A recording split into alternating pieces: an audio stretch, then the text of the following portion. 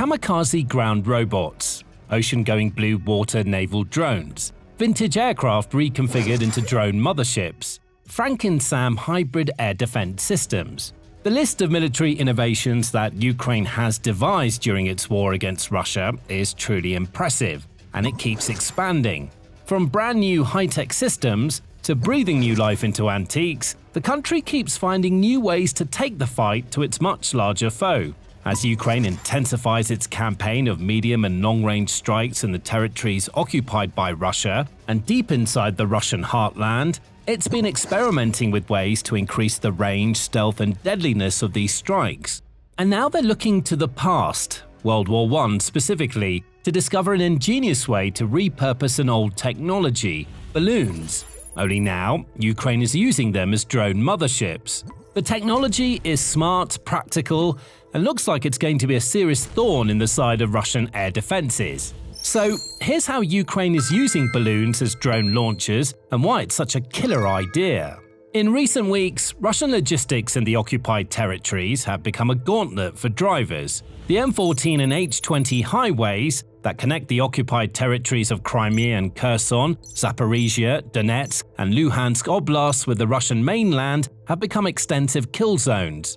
Sophisticated new Ukrainian drones, like the advanced semi-autonomous Hornet and B-2, have been picking off Russian armor, fuel tankers, military trucks, and more, seemingly at will.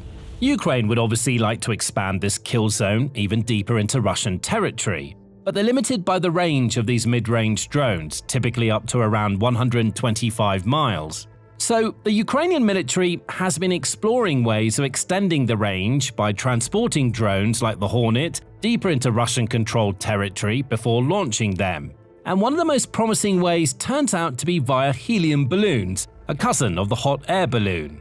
Recent footage shows Ukrainian developers testing a balloon launch Hornet. The helium-filled balloon lifted the 4.6-foot-long Hornet roughly 27,000 feet into the air before automatically releasing it. The Hornet then stabilized itself autonomously and began gliding, eventually landing around 26 miles from the launch point. What's more, the Hornet reportedly still retained 95% battery charge when it landed. In practice, that means that after gliding for 26 miles, the drone still retained the ability to fly for almost its entire range using its onboard motor.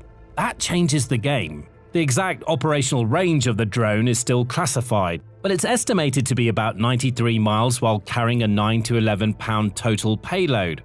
But if you launch it from a balloon and let it glide before engaging its engine, its range is extended greatly. In the right conditions, it could even double. That would greatly expand the kill zone, in which Ukrainian drones can pick off Russian logistics and stationary targets. The deeper these raids can reach, the weaker Russian forces will be as they attempt to launch assaults across the grey zone. And if the winds are favourable, balloon-borne Hornets could reach much further still. By exploiting wind direction and altitude, the balloons could travel much further before releasing the drones, and the released drones could then glide further before engaging their motors for the final descent. The release process is reportedly automated and can be triggered based on a preset altitude, geofencing parameters, or a timer, all without any direct operator involvement. Throw a Starlink terminal into the mix and the range is extended even further, and that's exactly what Ukraine is doing. Hornets have been observed with mounted Starlink terminals for several months already. The terminals provide them with precise real-time maneuverability and visual targeting right up to the moment of impact.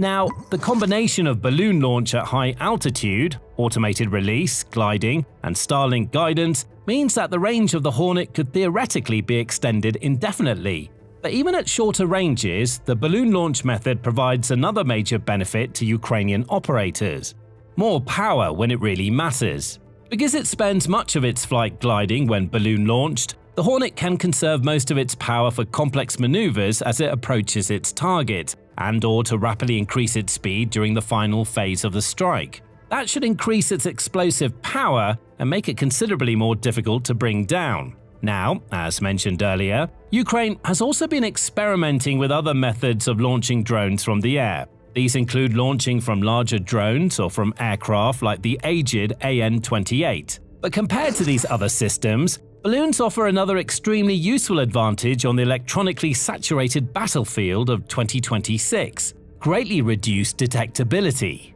The Hornet already generates a very small radar cross-section and a negligible thermal signature while the engine is off. The balloon's radar cross-section and thermal signature are just as small, if not smaller. So, the combination of balloon and Hornet is extremely difficult for Russia to detect, including during the gliding phase. A drone-laden balloon could feasibly go silently far beyond Russia's frontline radar and sensors before unleashing its Hornet, catching the Russians further in the rear completely off guard. But even if the balloon is detected, at that altitude it's far from easy for the Russians to bring it down, let alone before it releases the Hornet. Because at 27,000 feet, it's exploiting the gaping hole in some of Russia's anti-drone defenses. Those defenses are layered, with effectiveness strictly defined by altitude. Machine guns and auto-cannons dominate below roughly a mile, with interceptor drones like the Yolka increasingly used up to around 3 miles. Higher than that, at this point, Russia only really has expensive surface-to-air missiles from air defense systems like the Pantsir, Tor, S-300 and S-400. If they can lock onto the balloon, a big if, as we'll see a little later, they'll probably be effective at bringing the Hornet and its balloon carrier down. But at a massive cost compared to the balloon-drone combo. Those missiles cost a pretty penny. It's as difficult to get an actual cost for Russian missiles as it is for all their other gear. The combination of that legendary Russian lack of transparency, constant upgrades to the missiles even within the same batch, and exaggeration by Western media will have that effect. But they're estimated to cost between $100,000 and several $1 million each, depending on the specific missile and system. By contrast, a single Hornet is estimated to cost between $5,000 and $15,000. As for the balloons, off the shelf, they cost anywhere from $450 to $1,200 each. Now, you can't use standard weather balloons to carry a Hornet, which has an 8.8 to 11-pound warhead and a total launch weight of roughly 33 pounds. The balloons typically used for scientific and meteorological purposes are too small. They weigh up to around 70 ounces and are only able to carry a payload of a few pounds. Ukraine needs larger, sturdier models of up to 176 ounces that can handle the Hornet's weight without bursting at too low an altitude. Fortunately, they're fairly widely available, commercially, although likely not readily in the increasing quantities that Ukraine requires. Even more fortunately, as we'll discover a bit further on, a Ukrainian manufacturer has stepped in to fill the gap. The balloons also ideally need to be filled with helium, which adds to the cost. Lifting a 33-pound payload requires roughly 530 to 635 cubic feet of helium at launch. That should provide the extra buoyancy needed to reach the desired ascent rate of 13 to 16.4 feet per second. At the beginning of the year, the price of helium was steady at around $300 per 1,000 cubic feet, meaning each Hornet lift would cost less than $200 in helium. Today, that price has doubled, and it could get worse. The most glaring supply chain bottleneck caused by the US and Israel's Operation Epic Fury attack on Iran has been in energy, i.e. oil and natural gas. Iran's extended closure of the Strait of Hormuz and the US's efforts to break Iran's blockade have caused tanker traffic through the world's busiest energy logistics route to slow to what can be generously described as a dribble. Wild price surges in both commodities have followed, with the trend distinctly upwards. Governments and consumers are being hit hard as prices rise and supplies dwindle. But it's not only oil and gas products that have been throttled to the point of suffocation in the Gulf. Supply of their byproducts like helium and ammonium-based fertilizer is also increasingly constrained. As a result, helium prices have doubled, which means problems for the program even if the impasse in the Gulf is resolved tomorrow. So, Ukraine might be forced to switch to hydrogen if supplies keep dwindling and prices keep rising. On the face of it, that doesn't seem like such a bad thing. Hydrogen provides around 8% more lift than helium. For a 33-pound payload, that would allow Ukraine either a smaller balloon envelope or a higher altitude capability with the same size balloon. Hydrogen is also much cheaper, and no war in dusty, distant lands is likely to change that. It can be produced on-site via water electrolysis using standard electricity or easily procured in large quantities, eliminating reliance on vulnerable global supply chains and reducing gas costs to negligible levels. The drawback is that it's also much more dangerous. Hydrogen has the widest explosive ignition mix range with air of all the gases except acetylene. It's highly combustible and can auto-ignite with low ignition energy. Hydrogen flames are also difficult to see, complicating the process of putting a hydrogen fire out.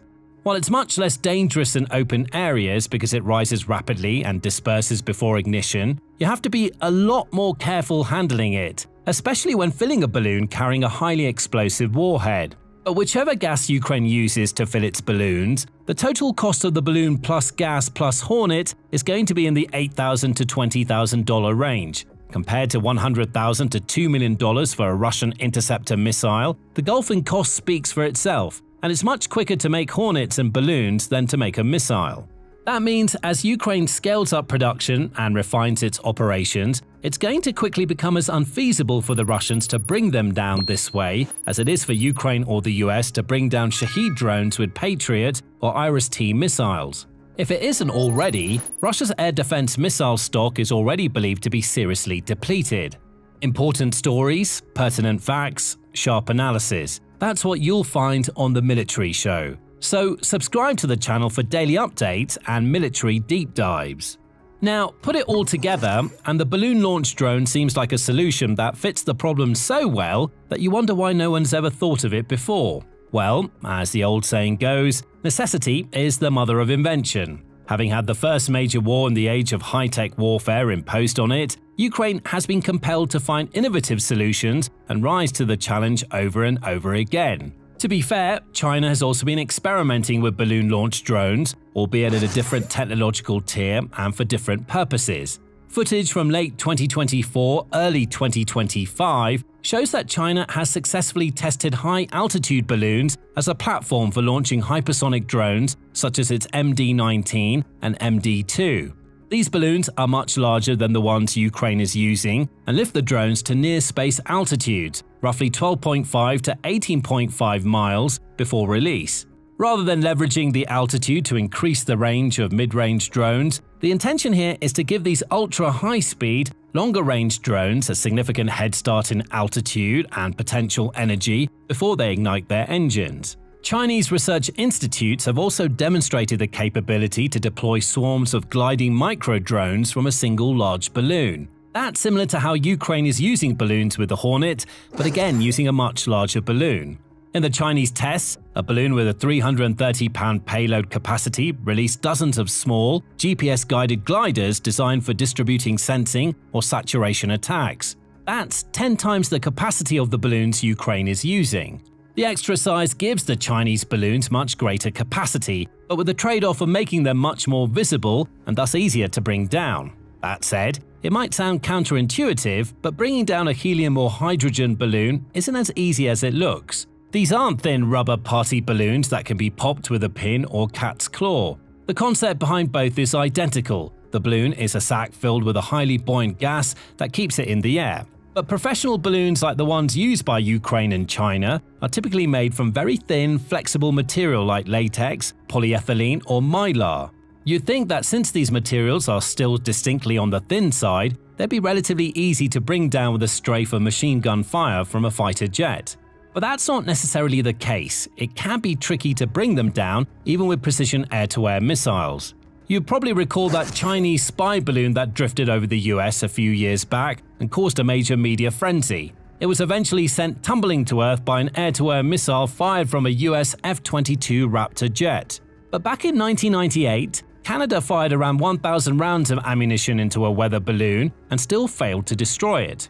It turns out the thin material of the balloon doesn't detonate most fuses used in anti-aircraft missiles, and chopping a balloon with a cannon or machine gun at high altitude won't bring it down, at least not rapidly. Due to the small pressure difference at high altitude, the gas will be released very slowly. The balloon will fall eventually, but it might take days. By that time, the footage of the consequences of its released drone's impact will probably be plastered all over the internet. Of course, no system or technology is perfect, and balloons come with their own set of challenges. For starters, they're at the mercy of the wind. Ukraine can only use them when the wind is blowing towards the intended target, whether that's in Crimea or Moscow. That seriously limits the range of targets available at any given time. There's no point launching a balloon towards Crimea if the currents are going to take it into the Black Sea or blow it straight back at you.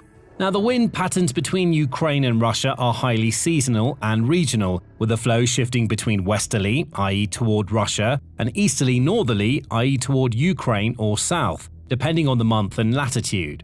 Fortunately, the wind largely favors Ukraine. From October to March, Atlantic cyclones drive air masses from Europe across Ukraine into Russia. That means balloons launched from cities like Kyiv, Chernihiv, and Sumy, north of the Voyakov axis, would naturally drift towards Moscow, Rostov, and central Russia. South of the axis, a climatological boundary that divides Ukraine into two distinct wind zones, the prevailing wind is towards the occupied territories and Ukraine. There's only a real window for Ukraine to launch balloons towards Crimea in the fall, when the winds are typically westerly. But the pattern reverses in late spring and summer. Opportunities for launches from northern Ukraine are probably going to be few and far between, since the prevailing winds are generally northerly or northeasterly, blowing from Russia toward Ukraine. However, in southern Ukraine, along the steppe and coast, northerly and northeasterly winds prevail, pushing air south toward the Black Sea and Crimea. So, it's likely we'll see balloon launch attacks from the north towards central Russia through the fall, winter, and early spring, while Crimea and the southern occupied territories get hammered the rest of the year. That said, the patterns aren't quite the same 27,000 feet up as they are on the ground. Up there, winds are generally stronger and more consistently westerly year-round due to the jet stream. So, maybe launches from both sides of the axis to locations all over Russia will be feasible all year round. Now, you may be wondering how on earth Ukraine came up with the idea to use balloons to launch drones in the first place. It likely wasn't too much of a stretch, because they've been making good use of them for other purposes throughout the war. The most common use case for balloons in Ukraine has also been the most common use case for balloons ever since militaries first started using them over 200 years ago: aerial reconnaissance. To this day, observation balloons fill a unique niche as an elevated observation platform to monitor enemy movement. The technologies they employ might have evolved hugely over the centuries, but the basic benefit observation balloons provide remains the same. Their first recorded military use was during the French Revolutionary Wars. At the Battle of Fleurus in 1794, the French Aerostatic Corps used the tethered balloon L'Entreprenant to stop Austrian troop positions, contributing to a French victory. The technology quickly caught on, as did the balloon's name. During the American Civil War in the early 1860s, the Union Army Balloon Corps operated 7 hydrogen balloons, using the Intrepid, named after an earlier French reconnaissance balloon. The balloons provided real-time intelligence via telegraph and directed artillery fire with unprecedented accuracy, marking the first organized use of aviation in warfare.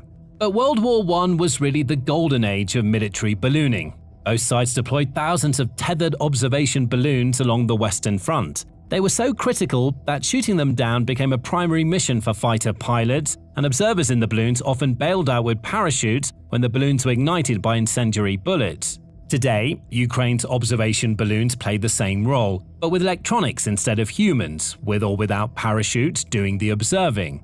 Ukraine makes widespread use of tethered balloons, also known as aerostats, as airborne repeaters to overcome Russian electronic warfare, or EW jamming.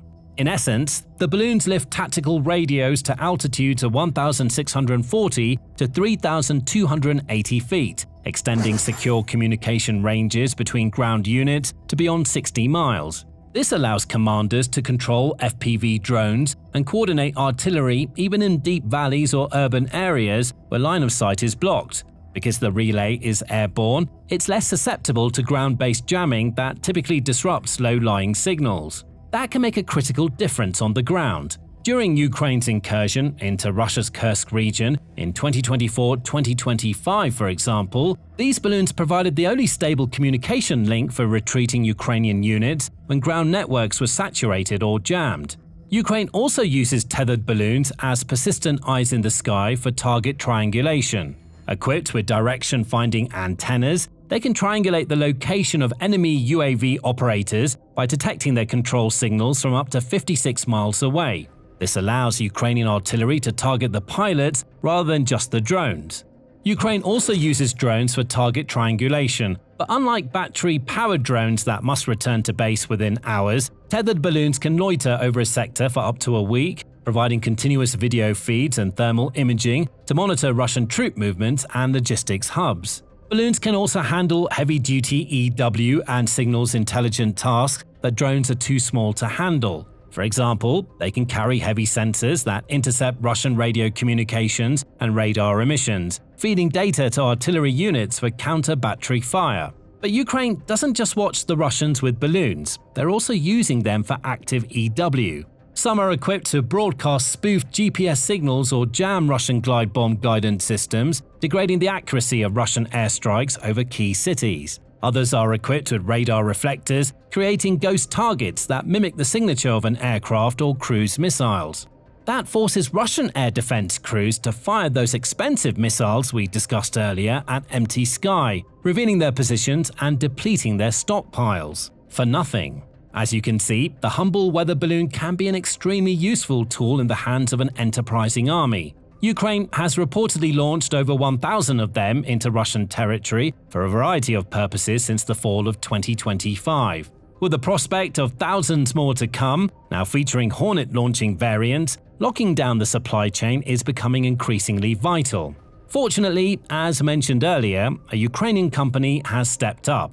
Aerobavovna is described as the first and only Ukrainian company to mass-produce military aerostats. It reportedly supplies the bulk of Ukraine's tactical balloon supply. Founded by Yuri Visoven, the firm's balloons utilize lightweight polymers and are designed for deployment in just 5 to 25 minutes. It makes balloons to meet most of Ukraine's different requirements, including models that are large enough to lift the Hornet. Whether Aerobavovna will be able to cope with the demand remains to be seen.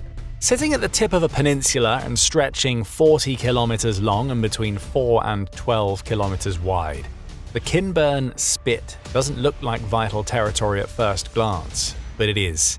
This tiny parcel of land juts out into the Black Sea, sure, and it's the entry point into the Dnipro River, which snakes all the way to Kyiv. Russia has controlled the Spit since 2022. Now Putin's forces are on the run.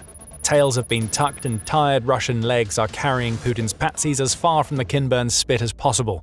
Russia has been forced into a humiliating retreat on the back of a devastating Ukrainian strategy that has starved them out and caused massive casualties. One of the most important Russian retreats of the war is happening. This may be Putin's biggest defeat yet. On June 8th, the Ukrainian partisan group Artesh took to Telegram to reveal its latest nugget of information about the Russian military. Artesh is interesting, though not officially part of Ukraine's military. The group contains covert agents who work alongside Ukrainian military intelligence to carry out everything from sabotage to reconnaissance operations on Ukraine's behalf. And at the Kinburn Spit, Artesh agents have seen something that nobody would have expected back in 2022. Russia's soldiers are withdrawing from the Spit. A key piece of strategic territory is on the verge of falling back into Ukraine's hands for the first time since Putin launched his brutal war. Artesh says that it has an agent operating within the headquarters of Russia's Dnipro grouping of forces, and this man on the inside has cast some interesting light on what is happening on the Kinburn Spit. Units of the 337th Regiment are abandoning their positions. Supply operations have come to a complete halt. The delivery of ammunition, fuel, and food has ceased, Artesh says in a Telegram post, adding, "Due to significant personnel losses, units of the 337th Regiment are being withdrawn from the coastline, from the northern and western parts of the Spit. Fire groups are unable to cope with the shooting down of UAVs of the defense forces of Ukraine, and losses continue to grow." There are some clues about why Russian soldiers on such a vital piece of territory are tucking their tails and running. A combination of devastating drone strikes against personnel and Ukraine's mid-range strategy, which is cutting off supplies, is to blame. These are both major problems for Russia's Dnipro forces, but Putin and his commanders have also created a rod for the 337th Regiment's back as they desperately scramble to respond to Ukraine's offensives elsewhere. That regiment has been plundered for personnel, which Russia is sending into Zaporizhia in an effort to prop up struggling forces against which Ukraine is counterattacking. What has been left behind at the Kinburn Spit are the stragglers. Soldiers who aren't deemed strong enough to take part in a key frontline battle are all that's left on the tiny scrap of territory, and that is a very real problem. Those soldiers are isolated. They know that no reinforcements are coming as their regiment is picked apart from the inside by their own commanders. All they have left to do is die to Ukraine's drones or run as far away from their positions as possible. It's flee or die for the 337th Regiment, and if Artesh's undercover agent is to be believed, many troops who were stationed on the Spit are wisely choosing the former option. The result is that a massively depleted force is trying to hold onto a key piece of territory, even as allies desert or are sent to other positions on the front. Russia can't hold out for long. Fragmented units still on the Spit are vulnerable to Ukraine's drones and will struggle to get their hands on vital supplies of food and ammunition that might allow them to fight back. As Artesh puts it, only the remnants of units remain on the Spit, and they are no longer capable of maintaining a defense. The occupiers' logistical system in this sector has completely broken down. This isn't just a humiliation for Putin and his patsies, it's a catastrophe. But it's also something that Russia should have seen coming for a long time. As small as the Kimburn Spit may be in the grand scheme of the war, it's also a difficult piece of territory for Russia to hold. Being at the end of a peninsula, Russia doesn't have many options for accessing the Kimburn Spit by land. There are only a couple of roads into the territory. Beyond that, Russia was able to keep its troops supplied via the Black Sea, but that isn't really an option anymore. According to the Carnegie Endowment for Peace, Ukraine now controls over 60% of the battle space in the Black Sea, following a brilliant naval campaign that has involved no warships and a whole lot of missiles and drones. The Black Sea Fleet has withdrawn as far away from Ukraine's weapons as possible, and any mission to the Kimburn Spit is now fraught with danger. That's a recipe for isolation of soldiers on a tiny scrap of land that can be easily targeted using drones, and this is precisely what we have seen. And Ukraine called it all. As far back as October 2024, the spokesperson for the Southern Division of the Ukrainian Volunteer Army, Serhiy Bratchuk, was claiming that it was only a matter of time before Ukraine's military developed the ability to retake the Kimburn Spit. The liberation wasn't imminent, Bratchuk said, but Russia's vulnerability on the Spit didn't add up to an ability to hold the territory. The decision is made by higher command. Today we cannot say that an offensive on the Kimburn Spit will happen immediately. This operation will be conducted in a comprehensive way using various means. The question is not whether to liberate Kimburn, but when, and according to the capabilities, resources, and operational tasks we currently have, Bratchuk declared. His words have proven prophetic. Less than 2 years later, the Russian withdrawal is happening. It truly will only be a matter of time before Ukraine liberates the Kimburn Spit. Only now it's looking like a matter of weeks rather than years before it happens. But why does any of this even matter at all? The Kimburn Spit is tiny. What difference could a few square kilometers of land at the opening of a river truly make to the Ukraine war? The answer is more of a difference than Putin wants to admit, as he and his Kremlin cronies have come to terms with the fact that they are on the verge of losing territory that they have been desperate to hold since the very beginning of the Ukraine war. The liberation of the Kimburn Spit has the potential to be a game changer. But before we explain why, this is a quick reminder that you are watching The Military Show. If this is the kind of insight that you want to see, make sure you subscribe to the channel so you never miss one of our videos.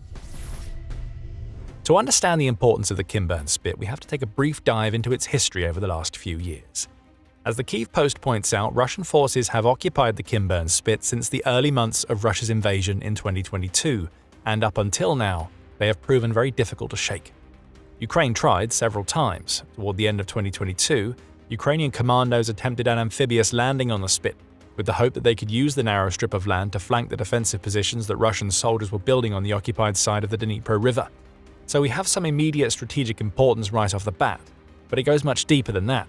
The Kimburn Spit isn't just about the battles along the banks of the Dnipro. This scrap of land has symbolic importance far beyond most of Ukraine's territory. And even more importantly, whoever controls the Kimburn Spit is also perfectly positioned to attack or defend Crimea. The conversation made these very points in a December 2022 article that came in the wake of Ukraine's failed amphibious landing.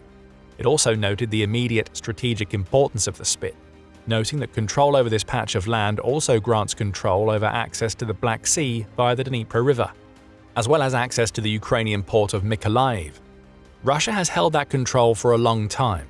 If Ukraine can force a complete withdrawal, it will open up a river route into the Black Sea that could be used for everything from merchant ships to maritime drones heading into the waterway to take out yet more of Russia's warships.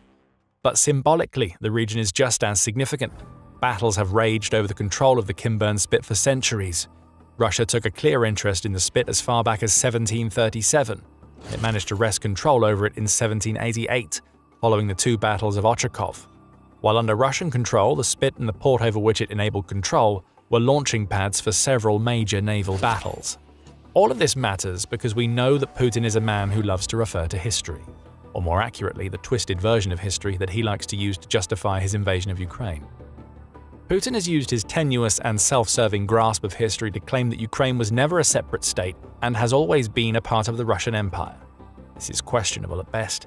While it's true that Ukraine was only recognized as its own separate entity in 1918, as the University of Rochester points out, that doesn't mean it was always part of Russia, or that its people are Russians, as Putin claims them to be. Russia wouldn't have been fighting over the Kimburn Spit in the 18th century if that parcel of land had always been Russian. So what we're seeing with this soon-to-be liberation is a direct defiance of Putin's historical twisting. Russia holding the Spit played into Putin's narrative. Now that his soldiers are running away, Ukraine is about to score a symbolic victory that will feel like a gut shot from Canelo Alvarez. Returning to the present day, there is the Crimea problem for Putin. As the conversation put it back in 2022, an attack from Kimburn towards Russian forces deployed between Kherson and Crimea, even on a relatively small scale, outflanks Russian forces and requires the Russians to divert scarce forces to deal with it. Not a lot has changed since that assessment, though Ukraine is unlikely to launch an attack from the Kimburn Spit into Crimea. At least not an attack that involves any sort of amphibious landing. Ukraine's strategy for Crimea mirrors that it used against the Kimburn Spit, only on a much grander scale. Isolate, starve out, shatter logistics, and force Russia to run. What the Kimburn Spit offers to Ukraine is a perfect launching point for drone assaults, both against Crimea and Russian assets in the Black Sea. All of this means that we could see what Ukraine has just achieved as another piece of the puzzle in its unyielding pursuit of the liberation of the Crimean Peninsula that was illegally snatched away in 2014.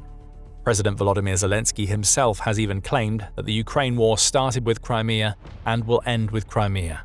As Russians run from the Kimburn Spit, another step toward the liberation has been taken. But in the immediate sense, the advantages of taking the Kimburn Spit are as much about what Russia loses as they are about what Ukraine gains. Russia can no longer close the exits to the Black Sea from the ports in Kherson and Mykolaiv, which open up opportunities for Ukraine to exploit Russia's weakened position in that waterway we mentioned earlier. Russia also loses the option of using the Spit as part of an attempted assault crossing over the Dnipro River. That would have been a fool's errand anyway, as it would have meant Putin putting thousands of his soldiers in the firing line. But when did that ever stop Putin? This is a man who has sacrificed almost 1.38 million soldiers to the pyre of his ambition, so demanding a Dnipro River crossing isn't outside the realms of his insanity. More logically, if we can apply that term to anything that Russia has been doing in Ukraine, Putin's forces have been able to use the Kimburn Spit to shell the Mykolaiv region. That shelling prevented Ukrainian forces from landing troops on the Spit and beyond, and it's now going to be lost as the remnants of the forces that Russia stationed on the Spit either die or get out as fast as they can. The point we're making here is that a clear Russian advantage has been stripped away. And there's another advantage to what Ukraine has achieved that perhaps isn't directly impactful on the war, but has been caused by Russia. The Kimburn Spit is one of the most interesting marine zones in Ukraine. Its ecosystem was enchanting, with Black Sea dolphins and an enormous amount of marine fauna, making the Spit one of Ukraine's most beautiful spots. The environmental damage done to the Spit by fire and oil has driven the dolphins away and destroyed so much plant life. Perhaps Russia's troops running away could be the start of the revitalization of a beautiful ecosystem, a touch of nature coming back to life in a war defined by metal, blood, and oil. Putin will be left wondering how this could have happened, but the answer is plain to see if Russia has been paying attention even slightly to Ukraine's 2026 strategy. What has caused the soldiers of the Kimburn Spit to run is a strategy that we're seeing play out all over Ukraine: isolate and pelt them with drones. On the isolation front, Ukraine has spent much of 2026 striking Russian supply lines in the rear. Artesh makes this point, noting that key supply lines being disrupted, likely in the Crimea and Kherson regions, have resulted in Russia's Spit soldiers failing to receive supplies of ammunition and food. After making the Kerch Bridge untenable for the Russian military through repeated strikes over the past few years, Ukraine has turned the focus of its new generation of mid-range strike drones to the land routes that are used to supply Russia's forces in the occupied territories. Ukraine has obtained partial fire control over the key R280 highway that serves Crimea, links to Russia, and also provides logistical arteries into southern Ukraine. Full control over Russian supply routes is still a long way off, but Ukraine's drones have already made every journey a risk. That naturally leads to delays, especially when bridges and chunks of road are blown to pieces. And it looks like Russia is prioritizing its forces on the front ahead of the depleted troops on the Kimburn Spit. We're seeing the results as Russians run. And with the announcement of its logistics lockdown program, which will see Ukraine invest almost $120 million to support units that are crippling Russian logistics, it's smart to run. The supply situation on the spit is only going to get worse. Better to turn tail and run than to starve for a scrap of land, no matter how important that land might be to Putin. As for drones, we don't really need to say much here. Isolated soldiers on a small spit are easy targets for Ukrainian drones, and that's what we've seen on the Kinburn spit. Amphibious assaults aren't even needed anymore, as Ukraine now has drones that can travel hundreds of kilometers to strike. The Kyiv Post notes that Russia's soldiers on the spit have struggled to counter Ukraine's drones, which is a situation that hasn't been aided by Putin's generals diverting so many resources away from the spit. It's natural for Putin's patsies to fear Ukraine's drones. On June 4th, Unmanned Systems Forces or USF commander Robert Brovdy revealed that the USF had eliminated 100,000 Russian soldiers and struck 350,000 military targets during the first year of its existence. And the USF is far from the only Ukrainian unit that uses drones. Ukraine's flying monsters are all over, and there's no escape from them if you're a soldier who happens to be on the Kinburn spit when they arrive. These drones send a clear message to Putin's patsies on the spit: run while you can, or the next drone strike will claim your life. So what happens next on the spit? The one caveat to all of this is that Russia's forces are starting to withdraw, but they're not completely gone.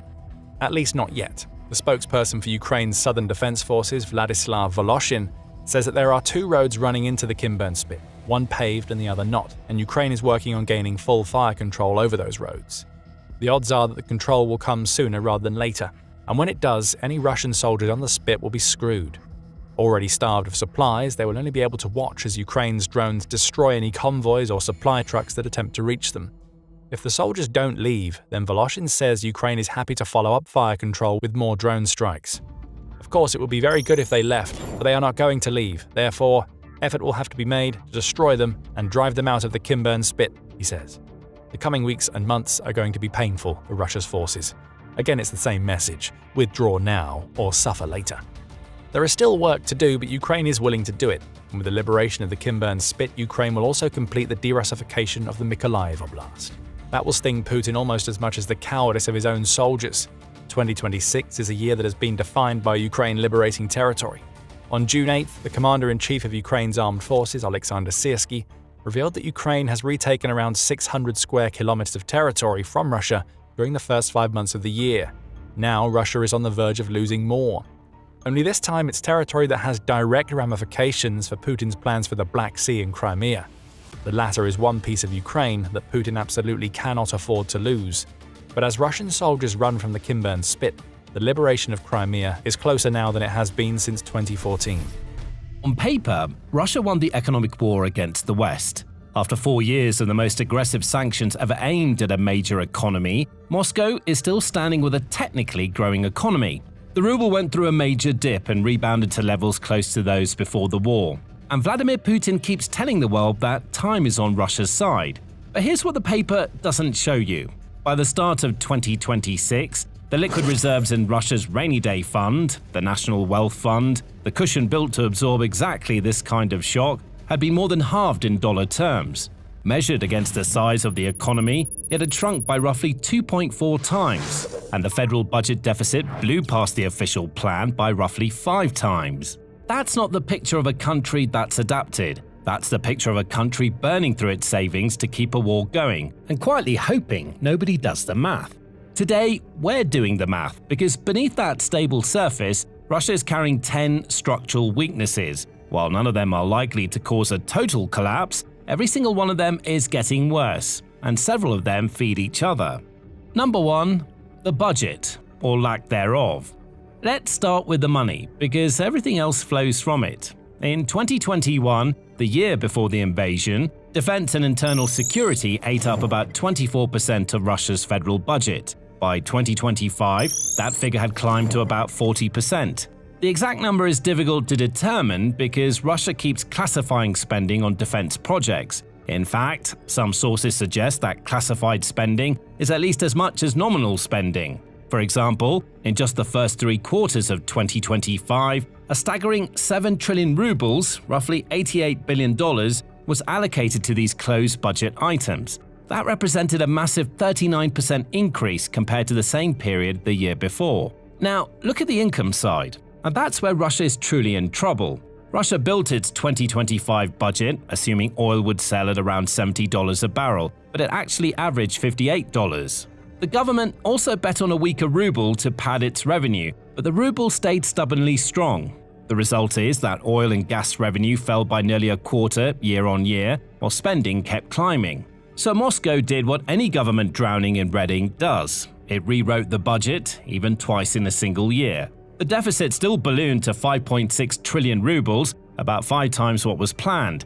Add in struggling regional budgets and the pension and health funds, and the total hole in Russia's public finances hit 8.3 trillion rubles. That's nearly 4% of the entire economy. Cut off from Western lending, the Kremlin can either borrow at home at brutal interest rates or raid the National Wealth Fund. And it's doing both.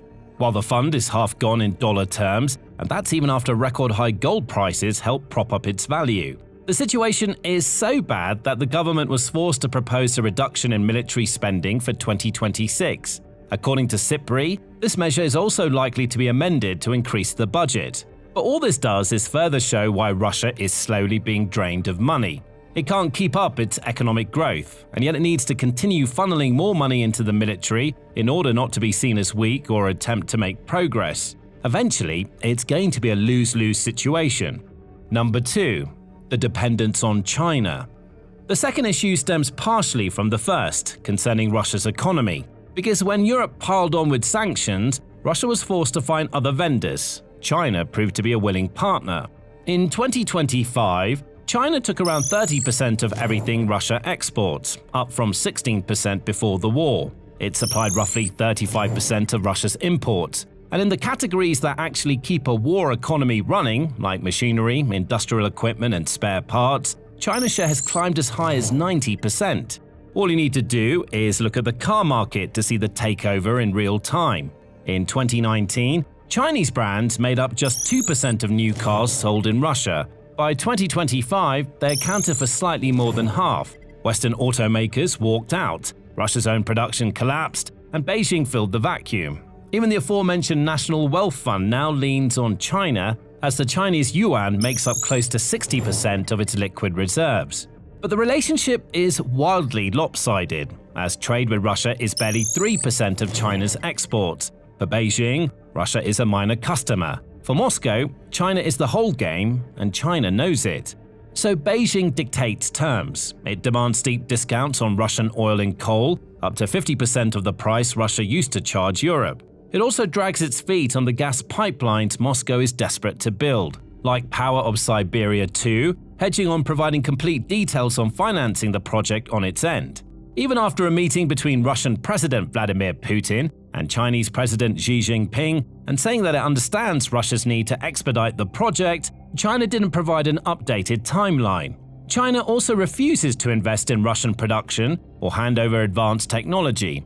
It'll happily sell Russia finished goods and strip out its raw materials, but it won't help Russia actually develop. So Russia traded a dependency on the West it resented for a dependency on China it can't escape. Number 3. The technology issues. A modern military runs on modern technology, and Russia is being slowly starved of it. For 30 years, the West has practically controlled Russia's modern economy. The EU and the United States accounted for about 2/3 of all foreign direct investment in the country. Then the invasion flipped the switch. Foreign investment that stood at roughly $500 billion at the end of 2021 had more than cut in half. And the worst thing is that nobody is rushing in to replace it, not even China.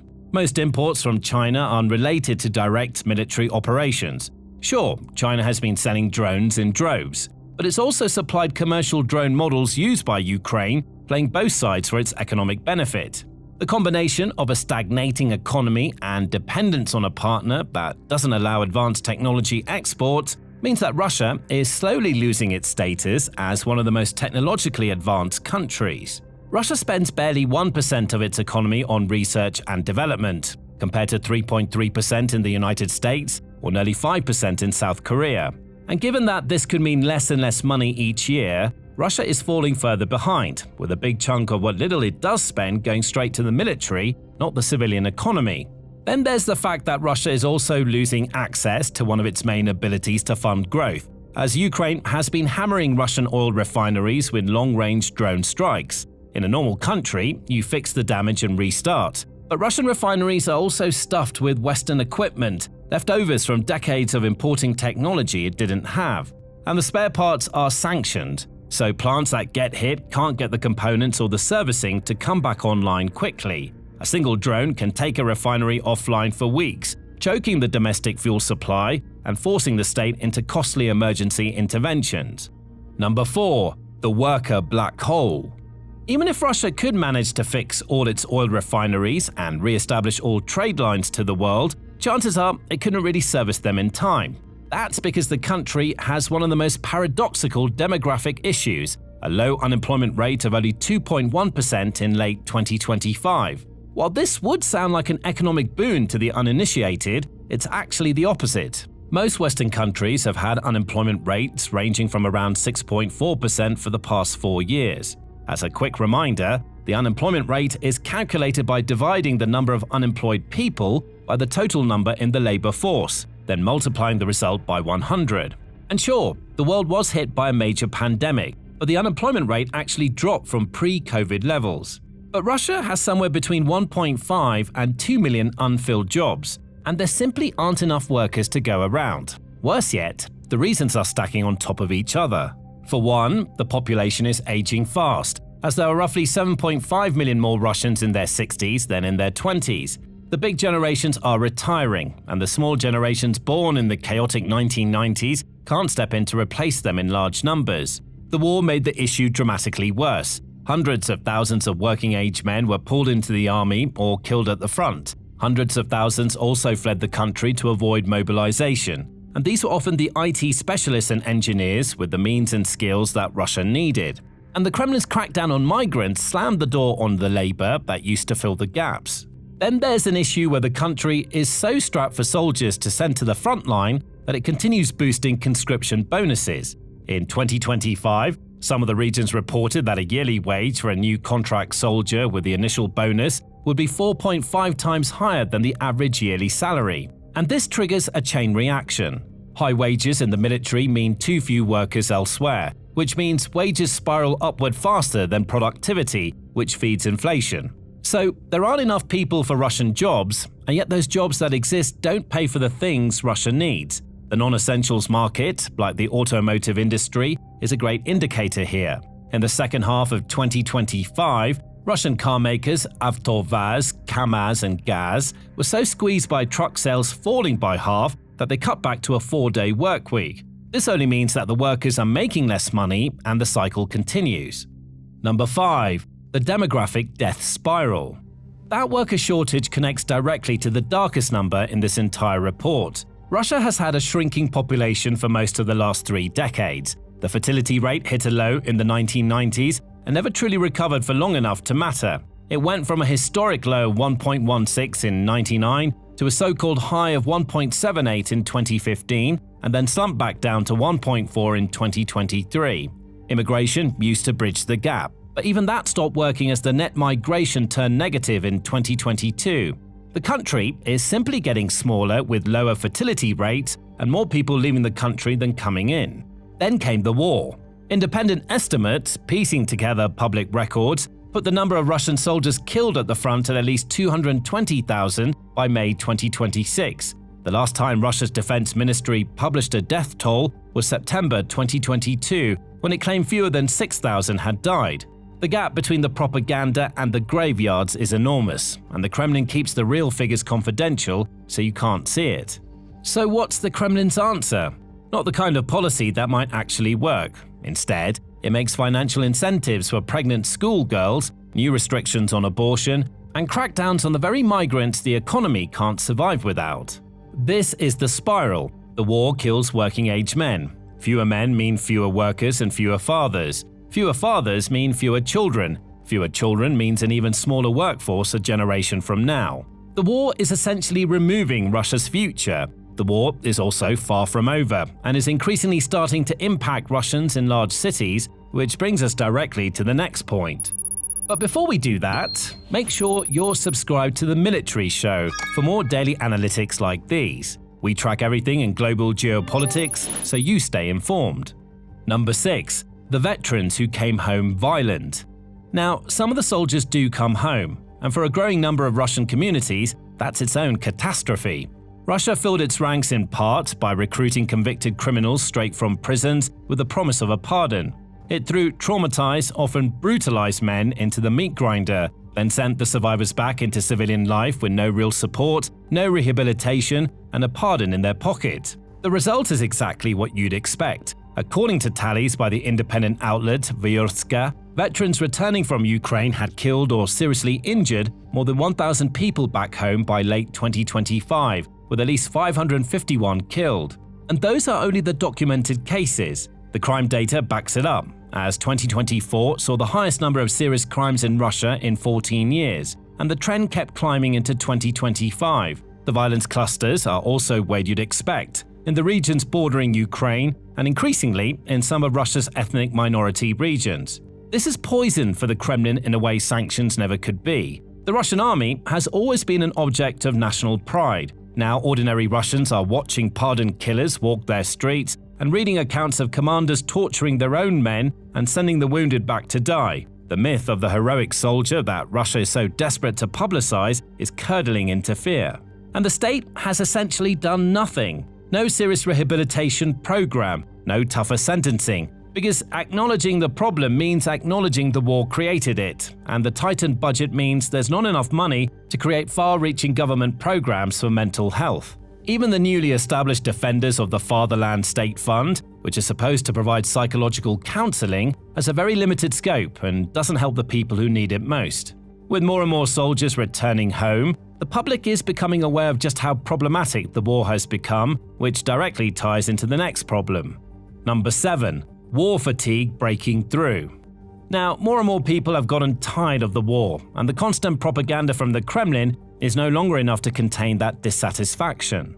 This has created a bit of a paradox at the heart of Russian public opinion. People will tell pollsters they support the war, but want it to end at the same time. As of February 2026, in surveys by the independent Levada Center, about 72% of Russians said they backed the army's actions in Ukraine. And yet, support for opening peace negotiations hit 67%, which was a record high, while the share who wanted the fighting to continue fell to just 24%. That's the lowest number for continuing the war since the invasion began in February 2022. Think about what that means. Roughly 2/3 of the country now wants out, even as most still say they back the troops. Essentially, the population has stopped believing in the mission, but hasn't found a way to say so out loud. Support for negotiations is also highest among women, among Russians under 40, among rural residents, and above all, among people who get their news from social media and YouTube rather than state television. The Kremlin still owns the airwaves, but it doesn't own the internet, and the generation that grew up online is the generation least willing to keep fighting. There's one crucial catch, and it's the Kremlin's last refuge. When Russians say they want negotiations, most actually mean a favorable end on Russia's terms. For example, more than half say that if peace can't be reached yet, Russia should hit Ukraine even harder. But that exhaustion simply means that people think Russia should step up the attacks, while there's no one actually there to do the attacking. Mobilization has slowed in early 2026, with contract recruitment reportedly falling around 20% compared to 2025 as sign-ups become harder to sustain. And when the population is that tired and passive, it's also much more likely to resist an open mobilization, which would arguably be Russia's only tool of getting enough manpower to finish the war on its terms. Number 8. The country is physically falling apart. Russia's basic infrastructure hails from the Soviet era, and it hasn't been kept up with the times. So when the war came and the budget got strained, the government tried to do its best to tighten its belt by reducing already sporadic maintenance. The winter of 2023 into 2024 brought the worst wave of breakdowns in 2 decades, with heat and water cutting out for potentially millions of people in the dead of winter. And in January 2026 alone, Russia logged nearly 1,800 separate disruptions to electricity, water, and heating, roughly double the same month a year earlier. And here's the insult on top of the injury. Even as the pipes burst, the bills go up. Utility tariffs jumped an average of 12% in mid-2025, more than 20% in some regions, hitting pensioners and the rural poor hardest. Even the more recent infrastructure is falling, this time to Russian propaganda. In an effort to protect itself from drone attacks, the Russian government has taken to systematically removing internet access across the regions closest to Ukraine or holding vital military targets. It also started banning the widely popular social media app Telegram, replacing it with a domestically made bootleg, Max. But the latter has been found to have severe security issues, to the point where the government also suggested soldiers return to Telegram instead. You can see why this is politically radioactive. Russians can tolerate a war fought by nameless people coming from poor regions, but when that war is directly cutting into the heat supply for the far-off regions or the internet access in the large population centers, it's suddenly much harder to ignore. The Kremlin's plan for this has been to modernize using foreign investments that are no longer coming, and Ukraine has started rolling out more long-range weapons, which means the internet shutdowns will only get bolder as the government tries to contain the news. But all that effort is only partial, since a lot of it gets eaten up by the system. Number 9. Corruption eating the war machine. Every ruble Russia spends on this war passes through one of the most corrupt systems on earth, and a staggering share of it never reaches the front. Before the war, analysts estimated that as much as 2/3 of the value of state contracts could be siphoned off. Total corruption losses ran to more than 1/3 of budget revenue, around 6.2% of the entire economy. Then the war created more defense contracts, fortification budget, and soldier payments, all of it ripe for theft. In spring 2024, the Kremlin launched a dramatic purge of the defense ministry, arresting senior officials. It opened criminal cases over stolen money in the border regions of Kursk, Bryansk, and Belgorod, the same regions that were supposed to be fortified against Ukraine. But these anti-corruption campaigns aren't meant to stop the stealing. They're meant to simply replace the recipient with someone more malleable and in line with the current program, while keeping everyone else loyal through fear. Which paradoxically makes the system more unstable, not less. When the rules are arbitrary and your protection can vanish overnight, the smart move is to grab as much as you can as fast as you can. So the theft accelerates until there's nobody left to do the stealing except one. Number 10. The center of Russia. Which brings us to the weakness that sits underneath all the others, the one that explains how Russia ended up here in the first place. Russia is not really a government, it's one man, surrounded by people whose entire job is to agree with him. Putin makes the big decisions alone, in secret, consulting only a tiny circle. There's no real debate, no independent check, and few people whose careers survive telling him something he doesn't want to hear. Loyalty matters more than competence, and in a system like that, everyone tells the boss what he wants to be true. This has had massive consequences that dramatically affected the duration of the war. Many analysts believe Putin went into this invasion confident it would be over in days. For years, he'd been telling that Russians and Ukrainians were one people, that Ukraine sat on historically Russian land, that its government was a hollow Western puppet that would collapse the moment Russia pushed. He believed Russia would be hailed as liberators. In July 2021, he delivered a long essay denying Ukraine's existence as a genuine nation, which was then made required reading for the Russian military. And when Russian intelligence services went looking for the current state in Ukraine, they already knew the answer the boss wanted. The FSB fed the Kremlin reports that Ukrainians wouldn't fight, that Kyiv would fall in days, and that Russian troops might even be welcomed. So Russia launched the largest war in Europe since 1945, based on intelligence that had been basically manufactured to flatter Putin. Nobody in the room could say, "Mr. President, this is wrong." And that same system runs both the country and the War Council. Arguably, the worst part is that everything depends on Putin personally, without a successor or a mechanism for what happens when he's gone.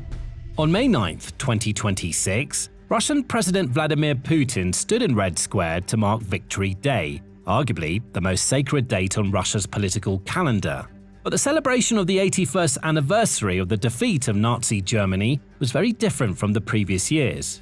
For Putin, this parade has been less of a commemoration than a chance to show the world Russia's military power and geopolitical reach. The latter part was important because the list of invitees was created to show which countries were still aligned with Russia. This year, the answer was pretty much nobody. The parade itself lasted just 45 minutes. There were no tanks, no missile launchers, and no heavy armor rolling across the cobblestones. Instead, the The parade was strictly about soldiers from Russia marching alongside none other than soldiers from North Korea. And the list of foreign heads of state who actually attended was scaled back as well.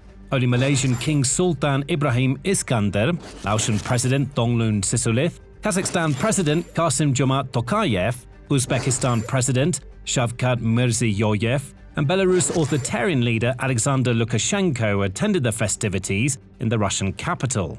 Meanwhile, Prime Minister Robert Fico of Slovakia, a European Union member, visited the Tomb of the Unknown Soldier memorial located just outside Kremlin rather than attend the festivities in Red Square.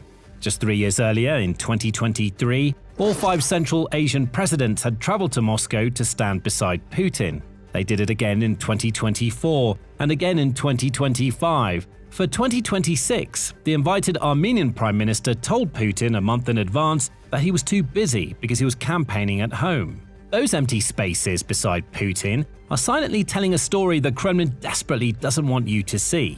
Because while the world watches the front lines in Ukraine, a quieter, slower catastrophe has been unfolding behind Russia's back. One country after another, from the Caucasus to Central Asia to the Balkans, is walking away. The alliance Russia spent 30 years building is coming apart at the seams. This is how Putin is losing his last allies and why Moscow is starting to panic. Let's start with Armenia, because Armenia is the betrayal Moscow never saw coming. For decades, Armenia was as close to Russia as a country could be. It hosted a Russian military base, depending on Moscow for its security. It also belonged to the Collective Security Treaty Organization, or CSTO, which was Russia's answer to NATO. Its energy, its trade, its very survival seemed to be tied to the Kremlin. If Russia had a genuine ally in the South Caucasus, it was Yerevan. Then came 2023. For years, Armenia had counted on Russia to protect it in its long standoff with neighboring Azerbaijan over the disputed region of Nagorno-Karabakh. Russian peacekeepers were stationed in the region precisely for that purpose. But when Azerbaijan launched its offensive and seized the territory, the Russians did nothing. To millions of Armenians, it looked like abandonment and went directly counter to the agreements Armenia signed with Russia after it became an independent country. That was the breaking point, and why Armenia turned the other way. In February 2024, Yerevan froze its participation in the CSTO, the alliance that was supposed to be its shield.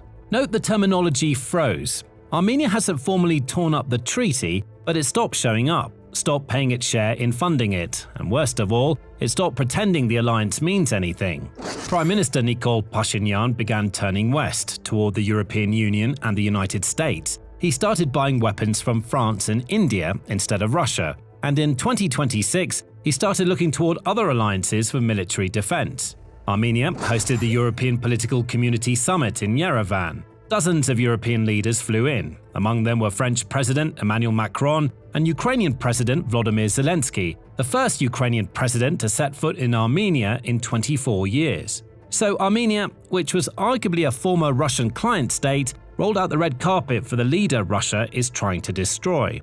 The summit was also key in Armenia's move toward the West, as Pashinyan pledged that he would negotiate visa-free travel between it and the EU in as little as 2 years. Days later, Pashinyan skipped the Victory Day parade in Moscow. Russian officials lashed out, accusing Armenia of platforming anti-Russian statements and acting against the spirit of relations between the two countries. Putin himself suggested Armenia hold a referendum on its European future, then ominously compared Armenia to Ukraine, reminding everyone that the war in Ukraine, in his telling, began with Kyiv's attempt to join the EU. It was less a piece of advice than a threat.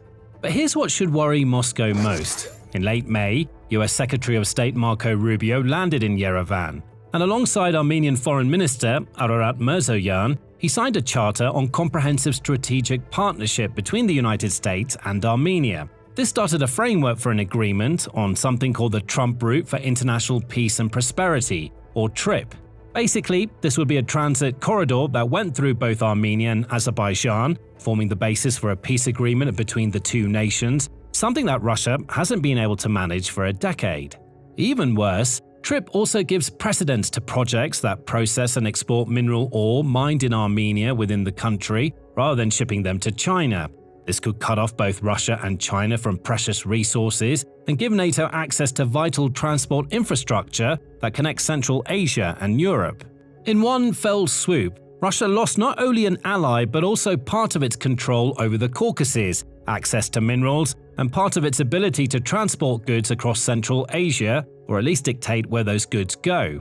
But if Armenia is their ally that walked out, Kazakhstan is almost completely out of Moscow's control. As a quick reminder, Kazakhstan is the largest country in Central Asia, sharing the longest continuous land border in the world with Russia. As part of the former Soviet Union, it also has a large ethnic Russian population in its north. And that last point is where Russian nationalists start to point to when they start questioning whether a neighbor really deserves to be independent, as with what happened with Ukraine in the previous decade. And since 2022, those voices have grown louder, openly questioning Kazakhstan's borders and its right to exist as a sovereign state. Kazakhstan's Tokayev has played one of the most delicate balancing acts in modern geopolitics. He hasn't broken with Moscow, still meeting with Putin and keeping Russia as the country's largest import partner.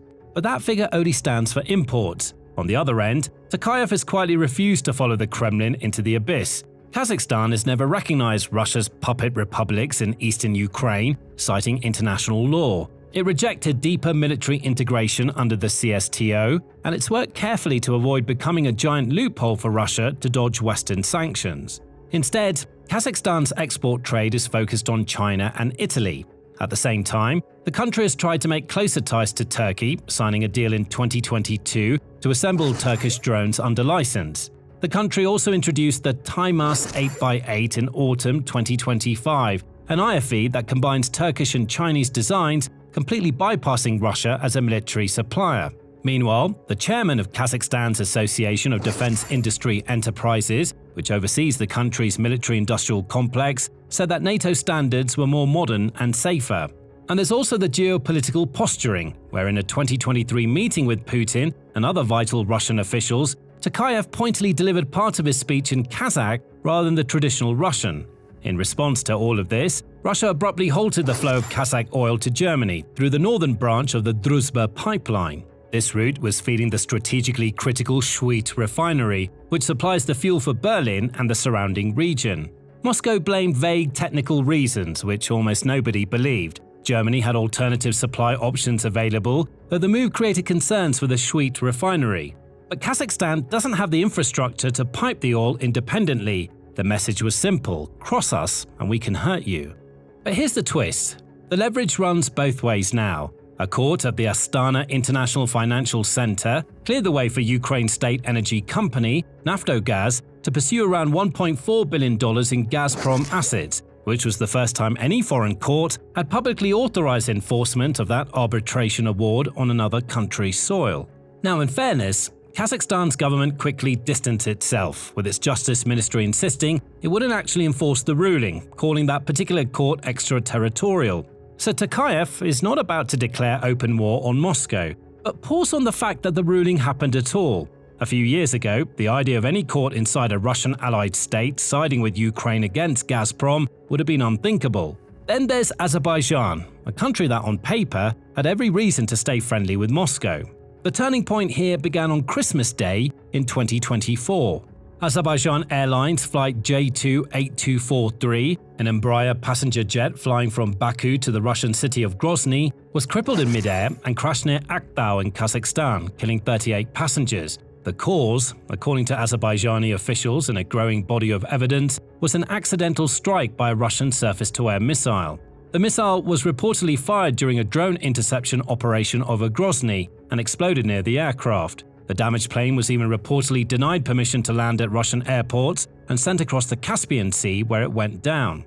Azerbaijan President Ilham Aliyev accused Russia of shooting down the plane and then trying to cover it up for days. He demanded an apology, an admission of guilt, and punishment for those responsible. For nearly a year, Moscow dodged any claims, and Putin offered vague regrets and apologies but refused to take responsibility.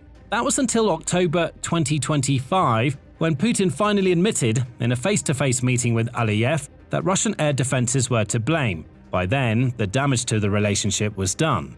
But that was only the start. In June 2025, Russian security forces raided the homes of ethnic Azerbaijanis in the city of Yekaterinburg. detaining around 50 people in connection with decades-old murder cases. 2 people died in custody. Their families and human rights group claimed they were tortured via beatings and electric shocks. Russia denied wrongdoing and blamed one death on heart failure. Azerbaijan cancelled Russian cultural events across the country. It pulled out of a planned parliamentary meeting in Moscow.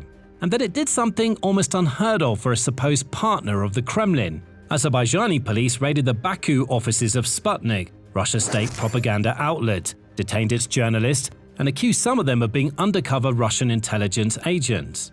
Geopolitically, Azerbaijan started backing Kyiv's territorial integrity, providing humanitarian and energy assistance, and hosting Zelensky for talks on security and energy. And as Europe races to cut its dependence on Russian gas, Azerbaijan is becoming the key link in the energy corridors that carry Central Asian and Caspian resources to European markets. These routes bypass Russia completely, something that Russia previously used as leverage on the region. From here, we need to move west. But before that, make sure you're subscribed to the Military Show. We make daily videos that follow the news in geopolitics. Back to Russia's failing alliances. The first Western country we'll visit is Moldova. For decades, Russia's lever in Moldova was Transnistria, a thin sliver of breakaway territory along the Ukrainian border, occupied by Russian troops since the early 1990s and propped up by Moscow ever since. The frozen conflict gave the Kremlin a permanent foothold, a way to keep Moldova destabilized and out of the West's reach. You see, Moldova has been trying to close chapters on EU accession, but the EU is wary of countries that don't fully control their territory. For example, Cyprus managed to get into the EU, but the EU law doesn't apply in the Turkish Northern Territory. For Moldova, the EU previously proposed the same model, but has since changed gears, potentially requiring the full resolution of Transnistria before continuing accession negotiations.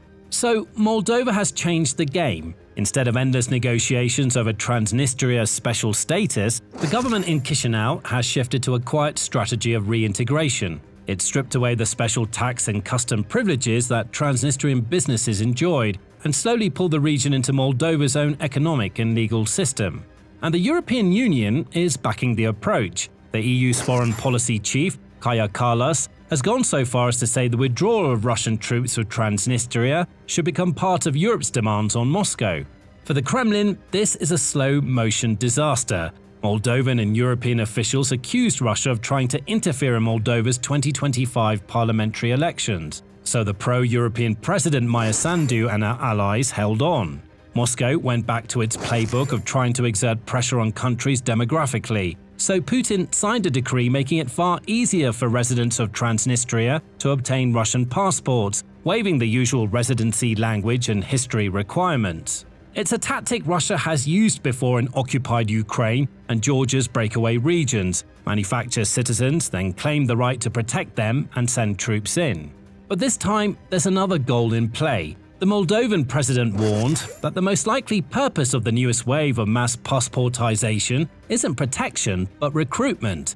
As Russian citizens, Transnistrians could be funneled into the Russian conscription system and shipped into the war in Ukraine. And that might not be something that the citizens there actually want. In fact, there's not a single reliable poll on the population's opinion of the war and potentially joining it. The last poll was in 2016 and was made from a directly pro-Russian pollster on adhering to the Russian Federation, a shorthand for joining Russia. In there, the population was overwhelmingly for Russia. But according to Carnegie, when Transnistrians actually get to vote in Moldovan elections, they do so for pro-EU parties. So there isn't even a consensus on where the region wants to go geopolitically. That likely means that there's far less support for going to war in Ukraine, which would mean that all those efforts by Russia would be for naught. And yet the fact that it even tries the tactics means that it's scraping for a way out of sending its more valuable population to the conflict, that being the people from large cities who've been insulated from the war's effects. Finally, there are 2 friends Russia had inside Europe who have allowed it to directly or indirectly influence the continent's economy and geopolitics: Hungary and Serbia. Hungary was arguably Putin's favorite government in the European Union. Under Prime Minister Viktor Orban, Budapest delayed sanctions, blocked aid to Ukraine, and pointed the finger at Brussels rather than Moscow. Whenever NATO or the EU tried to vote, Hungary was a surefire veto on anything Russia-related, delaying projects, if not completely stopping them. That era is over. In April 2026, Orban lost after 16 years in power when his Fidesz party was defeated by Peter Magyar's Tisza party, and Magyar took office in May.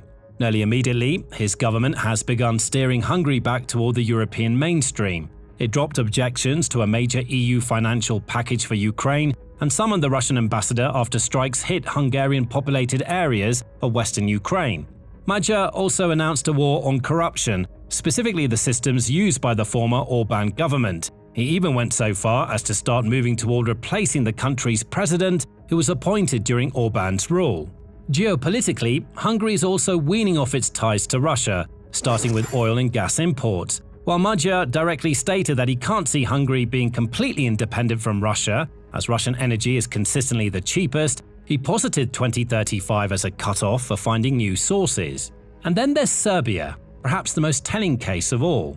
For decades, Moscow cultivated the image of Serbia as a brother nation, bound to Russia by being both Orthodox and Slavic. Serbia also had extreme grievances against NATO and the West that were never truly resolved. And when the war in Ukraine started, Serbia played both sides of the conflict, allowing Russian citizens to enter the country visa-free and then starting to give out temporary residences in the thousands.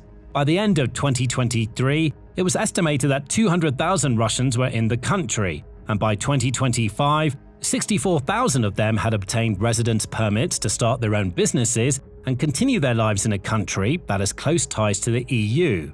Serbia also refused to sanction Moscow, claiming its own experiences with sanctions after the dissolution of Yugoslavia to draw from, rather than failing to align with the EU and NATO. But even that bond is fraying. The EU has criticized the seeming pro-Russia stance, even threatening to impose a visa restriction on the country if it doesn't slow down the acceptance of Russian citizens.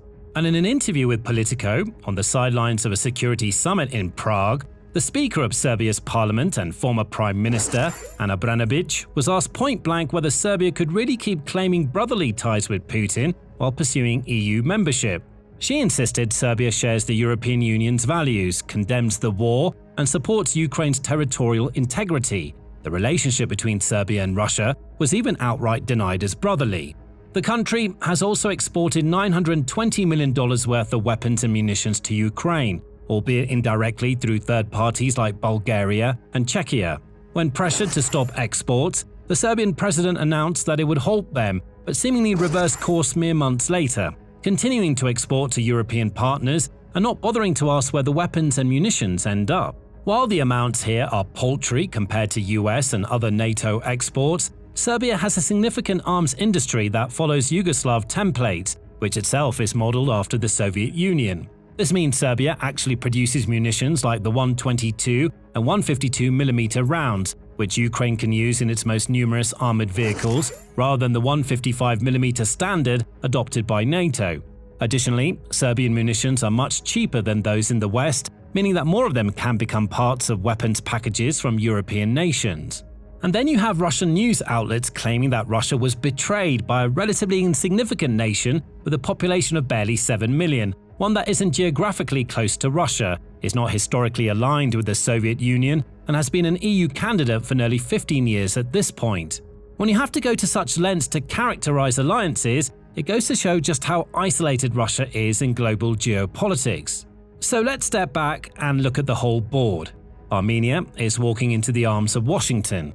Kazakhstan, squeezed but unbroken, is courting China and Europe. Azerbaijan is raiding Russian propaganda offices and arming up with Turkish drones. Moldova is dismantling Russia's last foothold, Hungary voted out Putin's man, and Serbia refuses to call Russia a brother.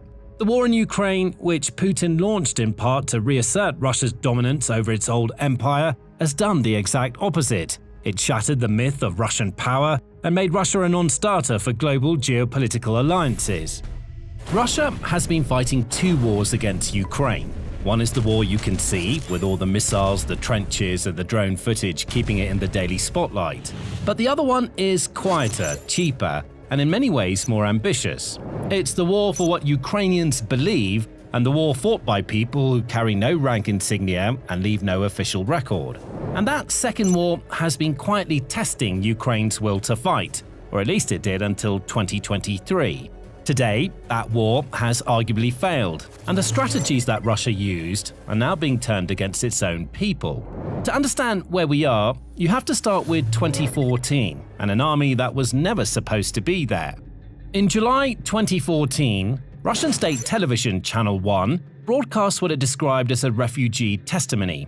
A woman named Galina Pishnyak, speaking from a camp in Russia's Rostov region, told viewers that Ukrainian soldiers had rounded up the residents of the city of Sloviansk.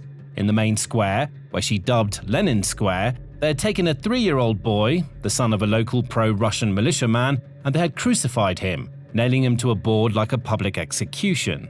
His mother, she said, was tied to a tank and dragged around the square until she lost consciousness. The segment ran on the most watched channel in Russia, a state broadcaster that could feasibly reach 250 million viewers across the former Soviet countries. Within hours, the story was moving through Russian and Ukrainian social media. However, within a day, independent journalists had torn it apart. Investigative reporters from Novaya Gazeta and the independent TV channel Dozhd traveled to Sloviansk and found no witnesses, no physical evidence, and no audio or video of the alleged incident. This was entirely contradictory to what was expected, especially because Ukrainian army operations in that city were heavily documented at the time. BBC News pointed out a detail that should have stopped the story before it started. There is no Lenin Square in Sloviansk. The nearest equivalent is October Revolution Square. The location where the atrocity supposedly happened didn't even exist. Pishnyak herself was not what she appeared to be either. Her husband was a former member of the Berkut, the Ukrainian special police unit dissolved after the Maidan. By that point, he had already joined the separatist forces operating under Igor Strelkov. So, she wasn't a refugee, but was the wife of an active combatant on the Russian-backed side, giving testimony from a Russian camp on Russian state television about an atrocity that no physical evidence, no other witness, and no geographic reality could support. And while the story turned out to be nonsense, investigators found it worthwhile to track its source and how it came into existence. It appeared to have been seeded by the Eurasianist philosopher Alexander Dugin, who published a version of it on his Facebook page on July 9, 3 days before the Channel 1 broadcast. Dugin has written at length about the power of what he calls archetypes, or foundational cultural images that can be deployed to assign guilt and innocence. The choice of a small defenseless child as victim and crucifixion as the method drew on the deepest imagery of Christian martyrdom and combined it with the oldest anti-Christian tropes in history. It was designed to define Ukrainians not as political opponents, but as something inhuman. Curiously, what was happening in Sloviansk that week is likely what caused the story to be broadcast in the first place. A week before the broadcast, Russian-backed separatists had been forced to withdraw from Sloviansk by advancing Ukrainian forces. And the day before the broadcast, the Russian army began shelling Ukrainian positions in the Donbass from the territory of the Russian Federation itself. Both of those events were invisible in the Russian media. The crucified boy replaced them. A military retreat and an act of cross-border aggression were laundered in real time by a fabricated atrocity story. So, instead of Russian people being aware that their military was actively conducting hostile operations in another country, all they saw was an attempt to vilify the people who are arguably closest to them in terms of culture and history. Channel 1 eventually issued something resembling a retraction on December 21, 2014, a whopping 5 months after the broadcast, saying it had merely relayed a purported eyewitness report. Note how that wasn't an apology for reporting a fake story. It took until 2021, when a Russian journalist named Masha Baznova tracked Pishnyak down, where she said she regretted fabricating the story. But the damage had been done. When the Russian army formally invaded eastern Ukrainian force later in the summer of 2014, its soldiers gave reporters a reason for why they had come. According to journalists who interviewed returning volunteers from the Luhansk People's Republic in 2015, some of them cited the crucifixion story directly. They said they were in Ukraine for the children. The missiles Russia later fired at the Kramatorsk railway station in 2022, killing children, were labeled with the same phrase. A story debunked within 24 hours was still recruiting combatants a year later and still providing moral cover 8 years after that. It was the pinnacle of a successful disinformation campaign. Regardless of the story's validity, the people believed it long enough to produce consequences that would go on to reshape public opinion and even global geopolitics. The crucified boy was only the surface. Beneath it, Russia had been running a separate and far more operational campaign. Beginning in 2014, as part of the broader hybrid aggression that accompanied the seizure of Crimea and the manufactured uprising in Donbass, Russian intelligence services, mainly the FSB and the GRU, built and activated agent networks across southern and eastern Ukraine. The objective was to destabilize Ukraine by provoking interregional and interethnic conflict, strengthening separatist forces, and removing security structures.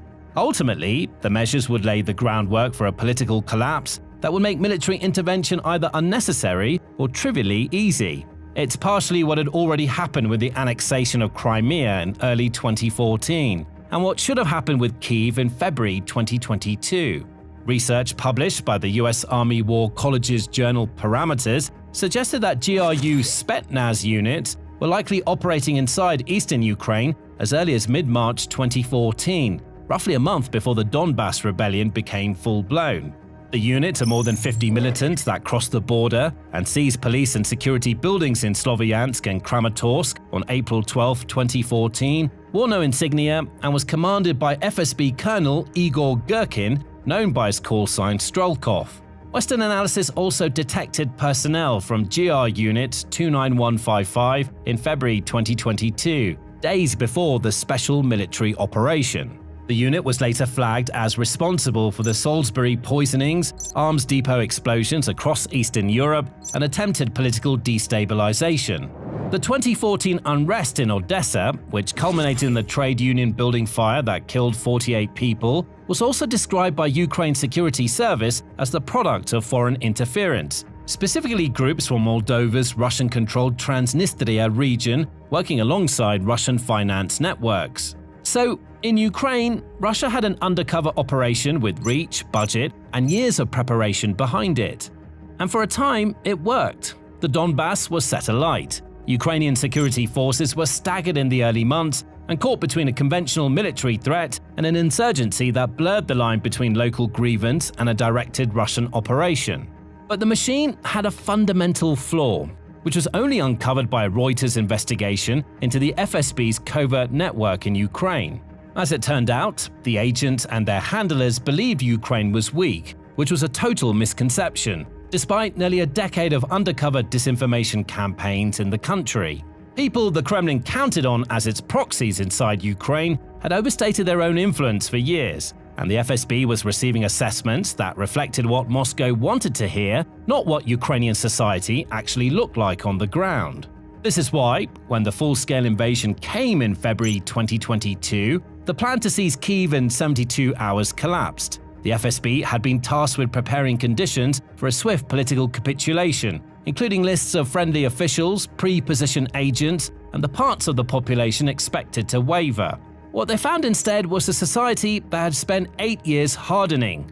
The covert preparation that was supposed to make the military operation easy had been entirely fabricated, and as soon as Russia made an overtly aggressive move, the campaigns collapsed. Months after the failure in February 2022, the FSB pivoted from the ambition of taking Kyiv to occupying and converting the cities Russia had actually seized, like Mariupol, Melitopol, and Kherson. It was a smaller, grimmer version of the same program.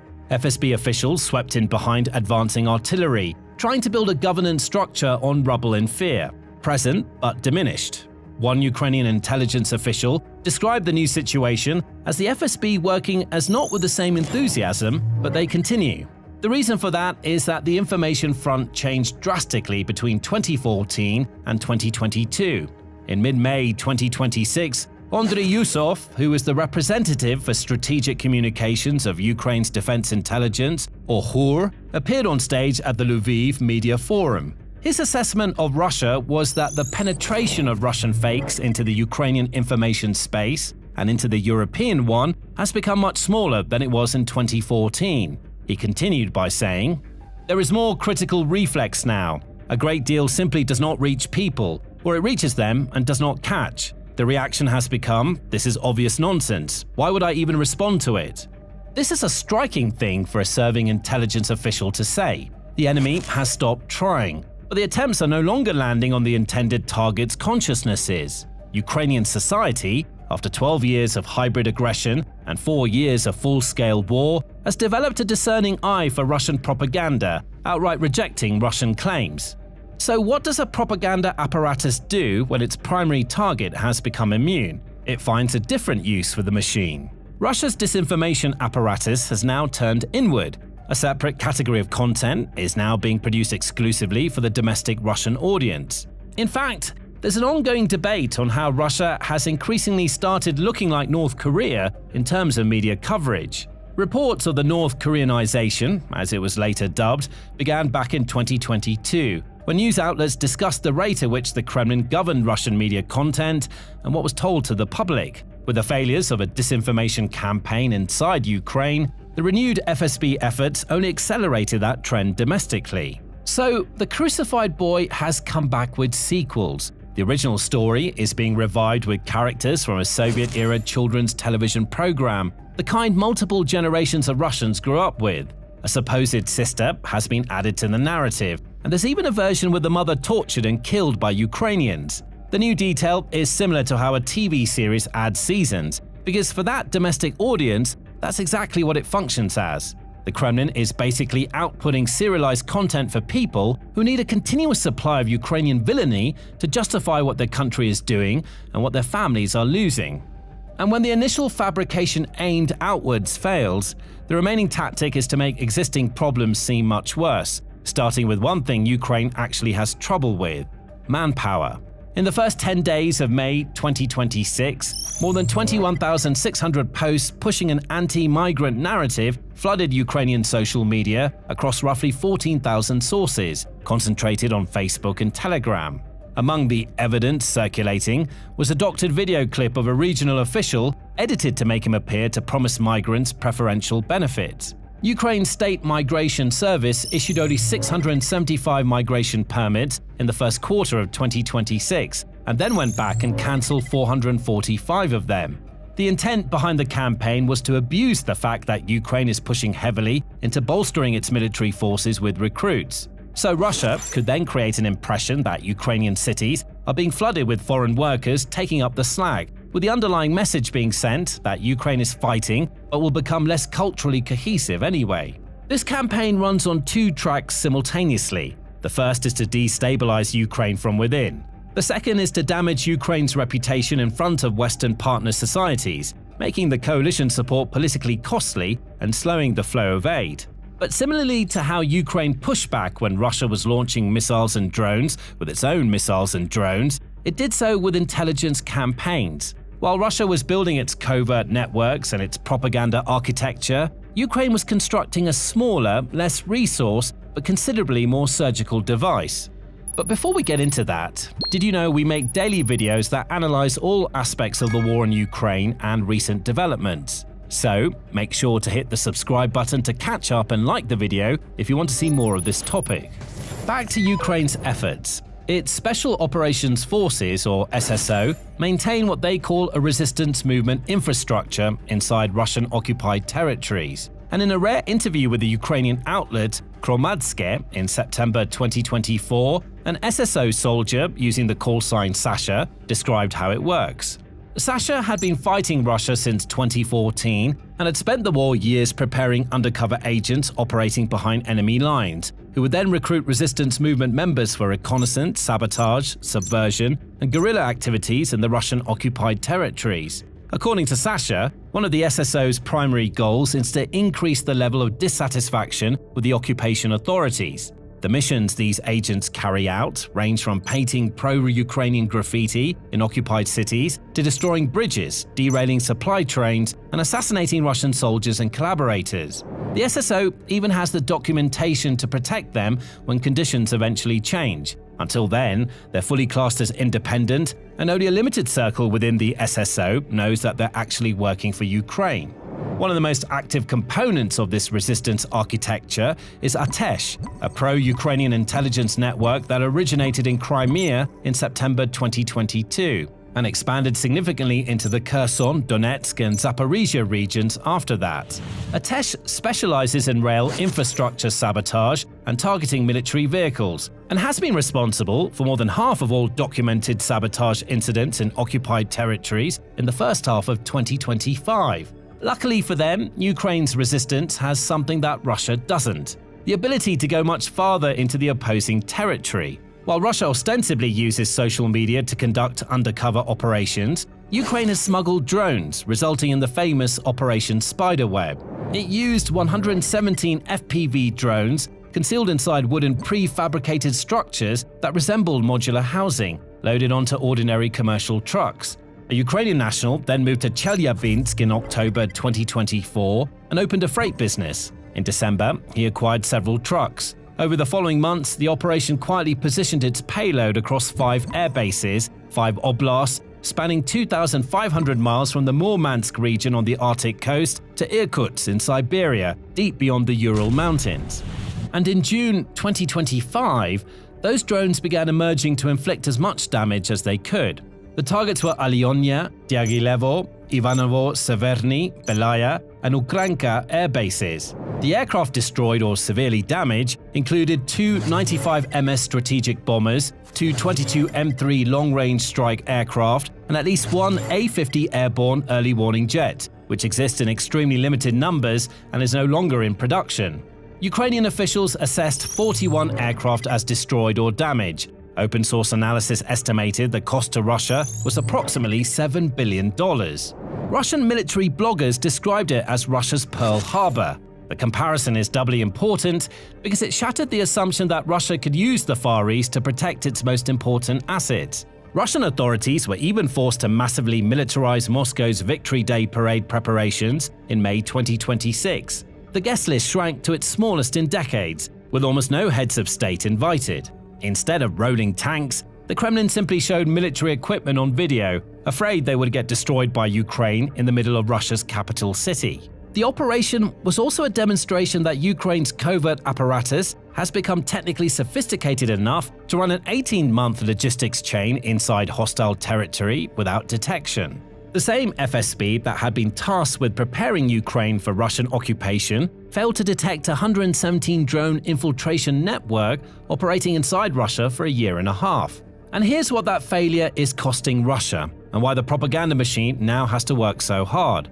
The Russian economy entered the war with significant energy revenues, accumulated reserves, and the ability to run a short war before the bill came due. The bill is now overdue. According to analysis from the Stiftung Wissenschaft und Politik, a German policy research institute, Russia's surge in GDP, driven by massive defense spending, stalled during 2024, while inflation remained. Russia enacted an increase in value-added tax from 20 to 22% starting January 2026, aiming to recoup a part of its government funding from the Russian economy itself. Meanwhile, the country is spending 40% of its budget on the military and national defense, and has even been forced to reduce the budget for 2026 in acknowledgement of not having enough money. Russia's arms export capacity has also collapsed in parallel. Exports dropped by 92% between 2021 and 2024, according to Jamestown Foundation analysis, as production was redirected toward domestic war consumption and Western sanctions restricted access to components. Countries that used to buy Russian equipment have shifted toward alternatives. Russia is building weapons for itself, and even then, they don't seem to be enough. However, Russia needs to maintain the illusion that it's winning the war, and that's done through the same propaganda machine that's been running for the past 4 years. As Russia keeps losing assets, the FSB needs to work overtime. Yusuf openly claimed that it's clear even to the FSB that Ukrainians and the Western media know that what Russia puts on display isn't the truth. But it has to try, and the more it does, the more it really starts looking like North Korea. The FSB's efforts might be a bit too shallow for the arguably most important people in the war, the soldiers on the front line. On the front lines, however, Ukraine has begun conducting effective psychological warfare. The I Want to Live project, run by Ukraine's coordination headquarters for the treatment of prisoners of war, alongside the Defense Ministry and military intelligence, gives Russian soldiers a route to surrender under the Geneva Conventions. The service runs through a 24-hour hotline, a Russian-language website, and a Telegram chatbot. It's drawn tens of millions of visits, the vast majority of them from inside Russia. Moscow has repeatedly blocked access to it, but those blocks keep getting circumvented. A companion service, I Want to Find, lets Russian families trace relatives killed or captured in Ukraine. These are relatively small teams producing reach in the millions. They're also among the few Ukrainian information operations that have demonstrably penetrated the Russian domestic information space. The fact that Russia is constantly trying to block them is proof. So, where does that leave us? In 2022, a large part of Ukrainian society and many Western observers genuinely believe that Russians simply didn't know the truth, that the right video, the right phone call, the right evidence would reach them and something would change.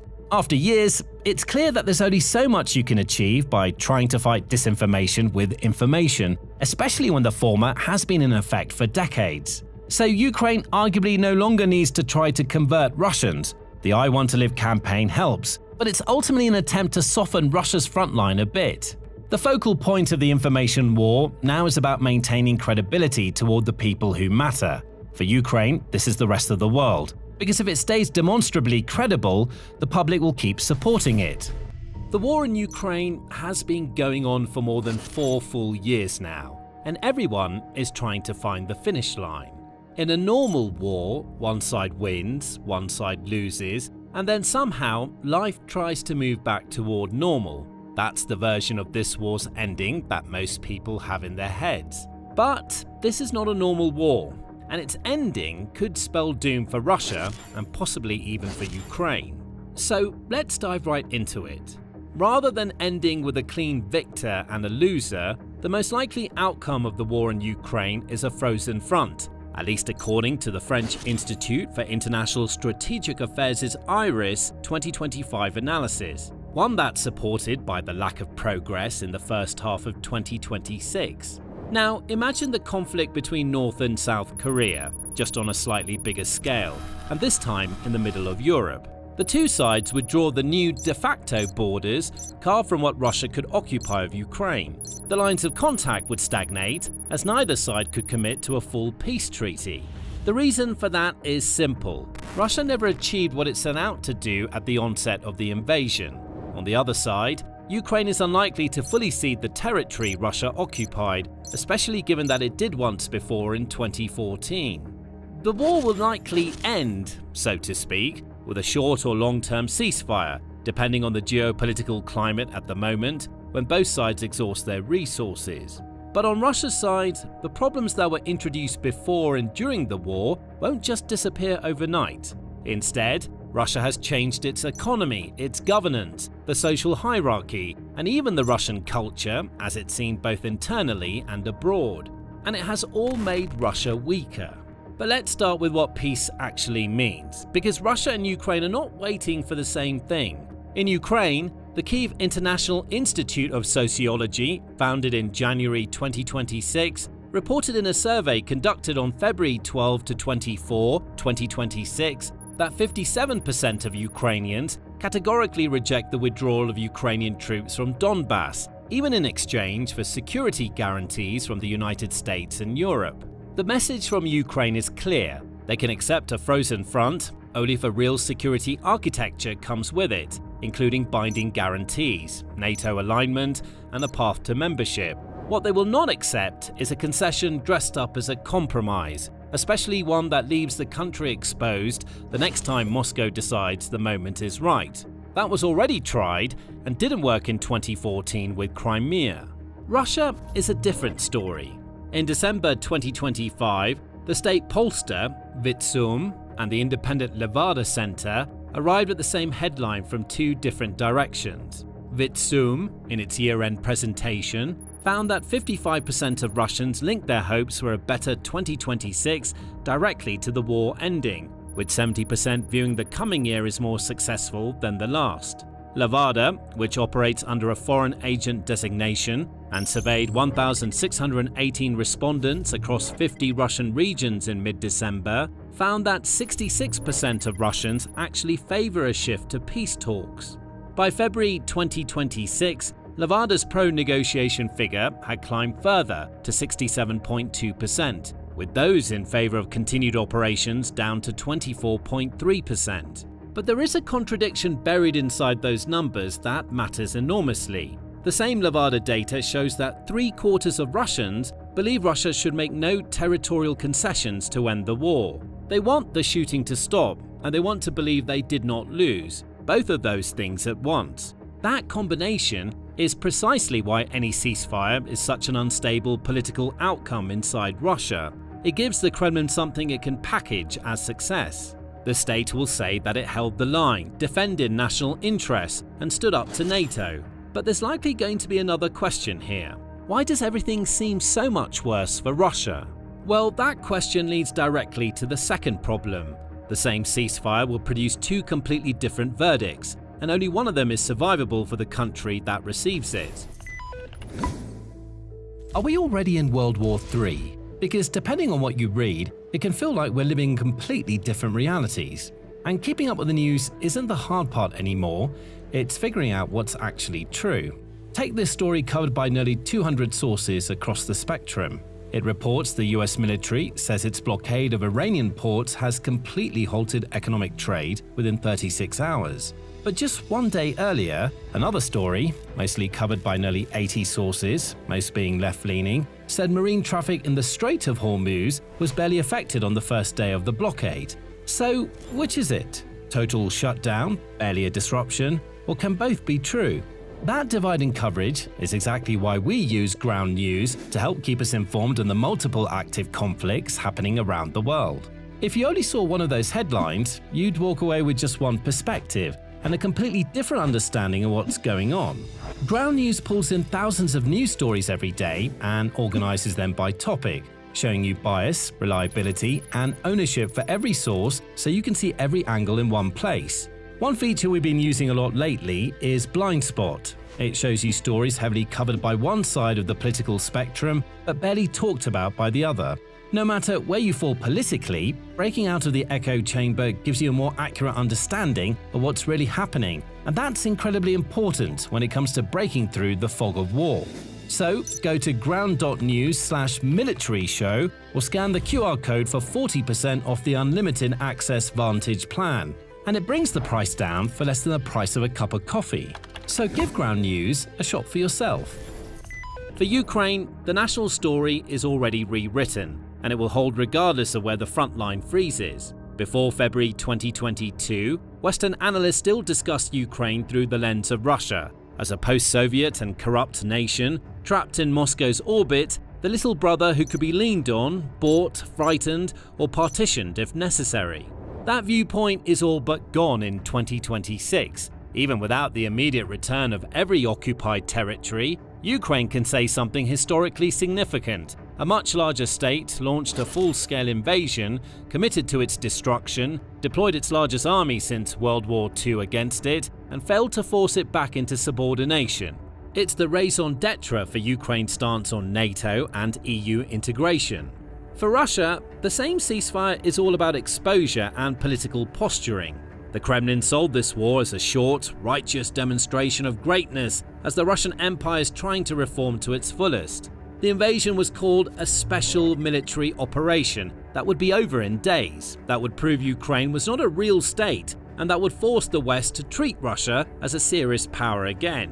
Instead, 4 years later, Russia is poorer, more isolated, dependent on China, and hated across both Eastern Europe, the same states that used to be a part of the Warsaw Pact, and unable to make a credible case that anything it built during this war was worth what it cost. Remember, Russia has the larger army, the larger population, the Soviet stockpile, the energy revenues, the nuclear arsenal, and the propaganda machine. Yet it still couldn't force Ukraine to yield, and the war turned into a colossal failure and a monetary and morale drain on the country. Economics-wise, the defense minister Andrei Belousov confirmed in December 2025 that Russia spent 7.3% of GDP on defense in 2025. Applied to the government's own GDP estimate for that year, that implies total military expenditure of roughly $198 billion. That's money that didn't go into infrastructure, healthcare, or economic modernization. Russia's GDP contracted between 0.2% and 0.5% year-on-year in the first quarter of 2026, which was its first quarterly decline since early 2023, and it arrived as a shock even to Russia's own institutions, which had forecast a 1.6% growth for that period. Shortly after, the Russian government slashed its full-year 2026 GDP growth forecast from 1.3% to just 0.4%. Inflation is running at approximately 6% and continues to erode household purchasing power. Russia's central bank kept its key interest rate at multi-decade highs for an extended period to fight that inflation, which reduced civilian investment and borrowing even as defense factories ran at full capacity. Energy revenues, Russia's primary fiscal lifeline, fell approximately 40% year-on-year in the 12 months through April 2026, driven by lower crude prices, European sanctions, and a strong ruble that squeezed export margins. In turn, Russia is implementing a VAT increase that took effect in January 2026, which effectively leeches money from medium-sized businesses to try to continue to fund the war.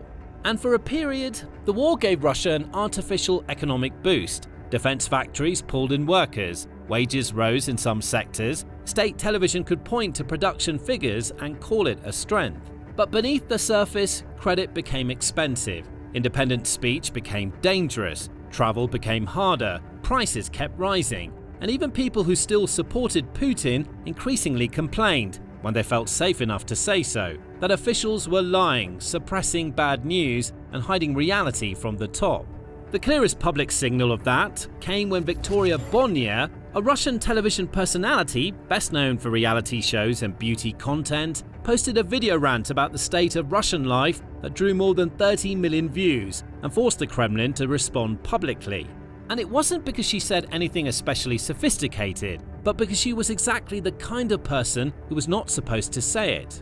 The Kremlin can dismiss liberals, exiles, and dissidents as Western agents. But when someone from the apolitical world of celebrity and luxury says the system is rotting, millions of ordinary Russians can recognize the mood and sympathize. That moment could have been a signal about where public sentiment actually sits, something that Putin certainly didn't want.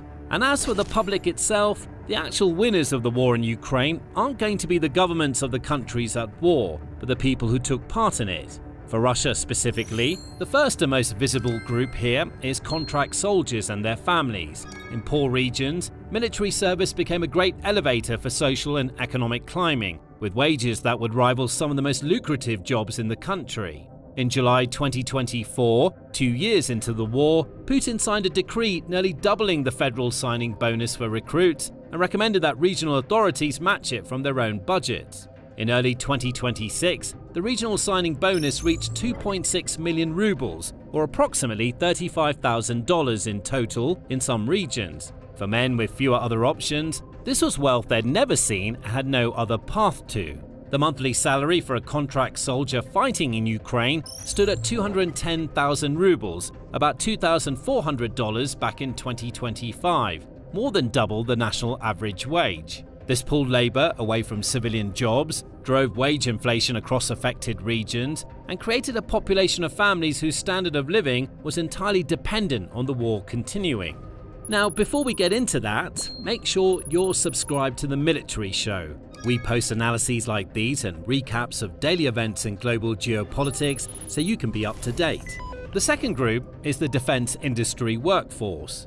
Arms plants, drone manufacturers, electronic suppliers, and repair facilities were the ones who needed the most manpower, and the government could supply a steady stream of contracts to fulfill them.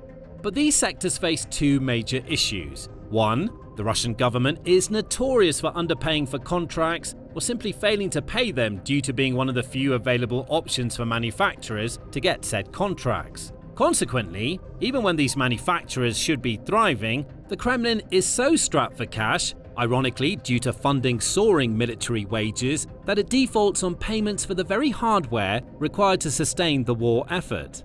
Second, these sectors can't really return to normal when military orders stop. Once contracts dry up, suppliers will lose customers, and the workers who had stable employment in a booming sector will suddenly find themselves in a stagnating civilian economy. There is no planned transition, no managed conversion, no civilian production pipeline waiting to absorb them.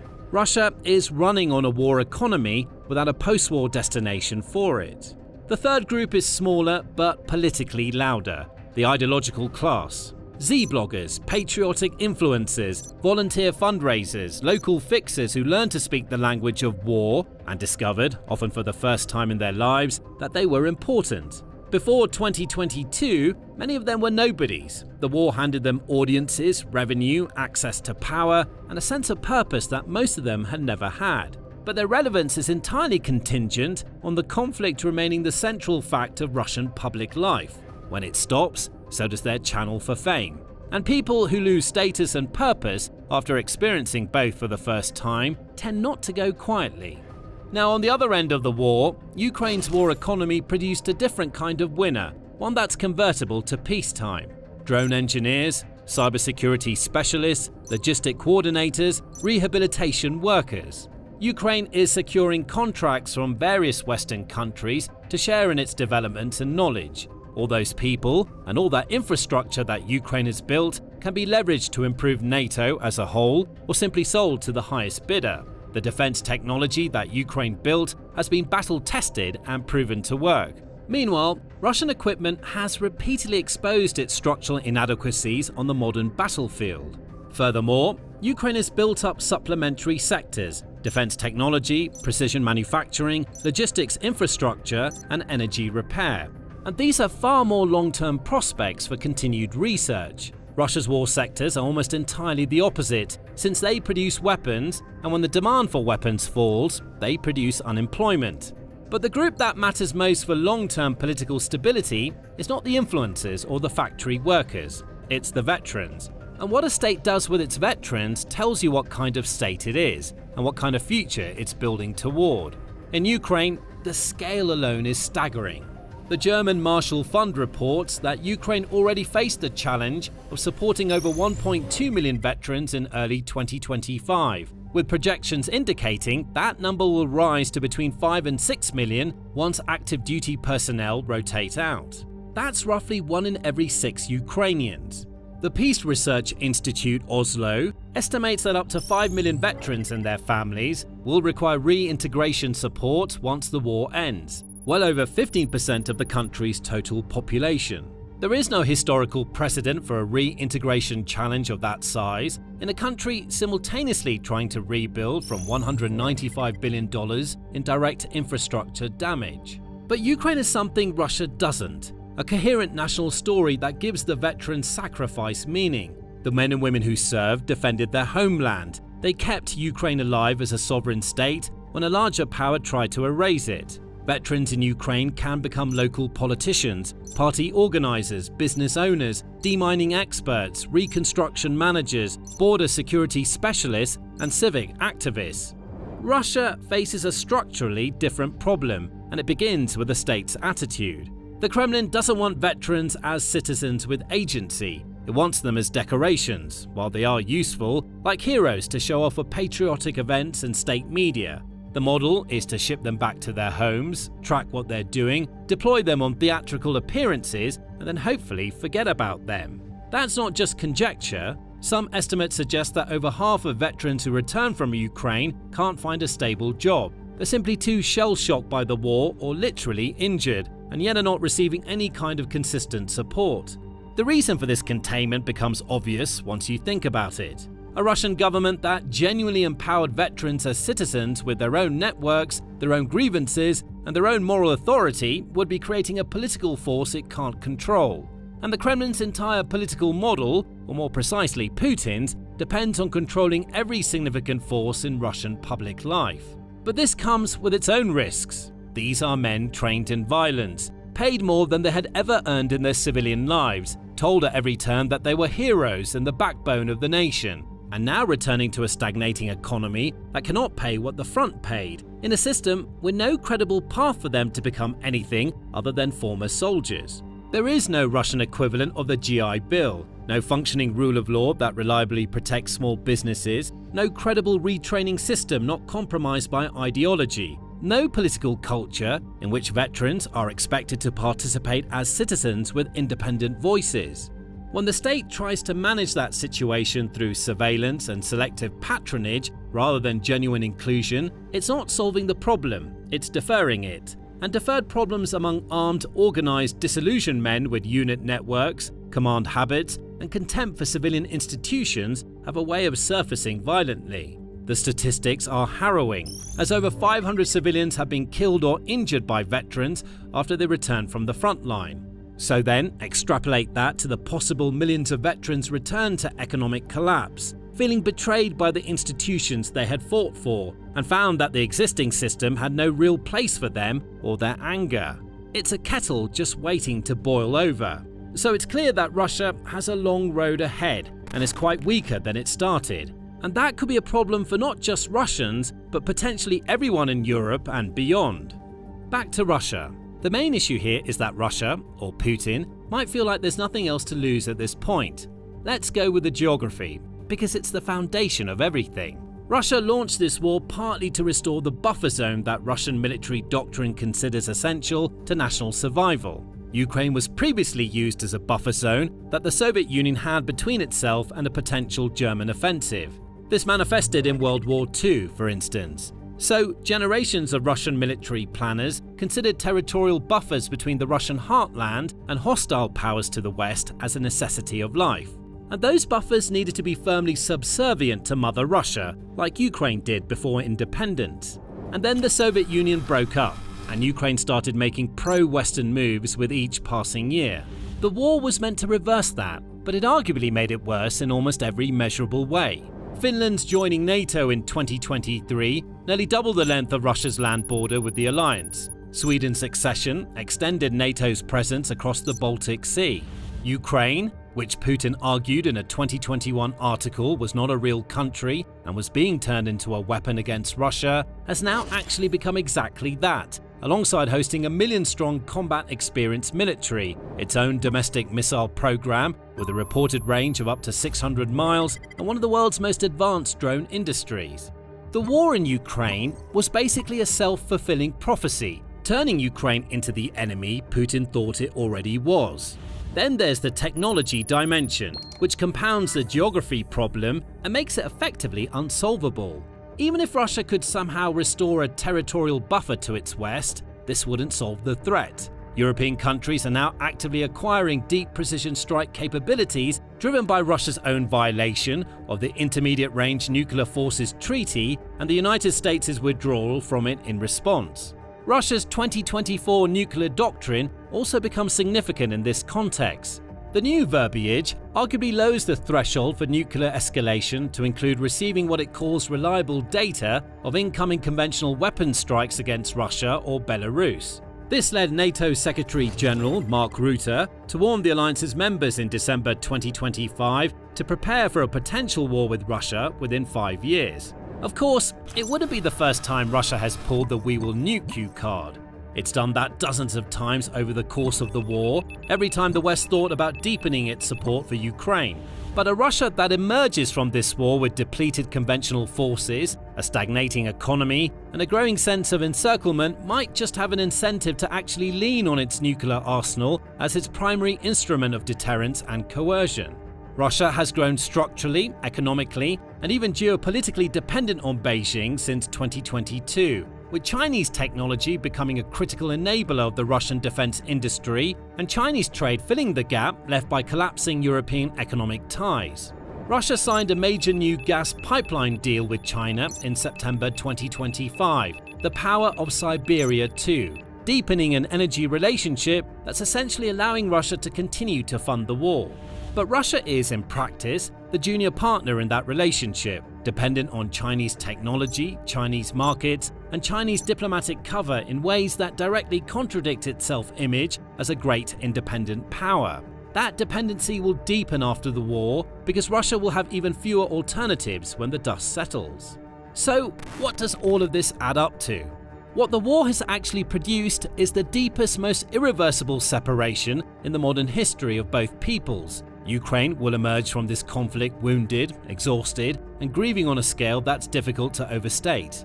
but it will also carry a renewed identity and international backing from Western institutions that have already committed hundreds of billions of dollars to its recovery, alongside a more than healthy defense technology sector that's internationally recognized and on par with that of the US and NATO itself.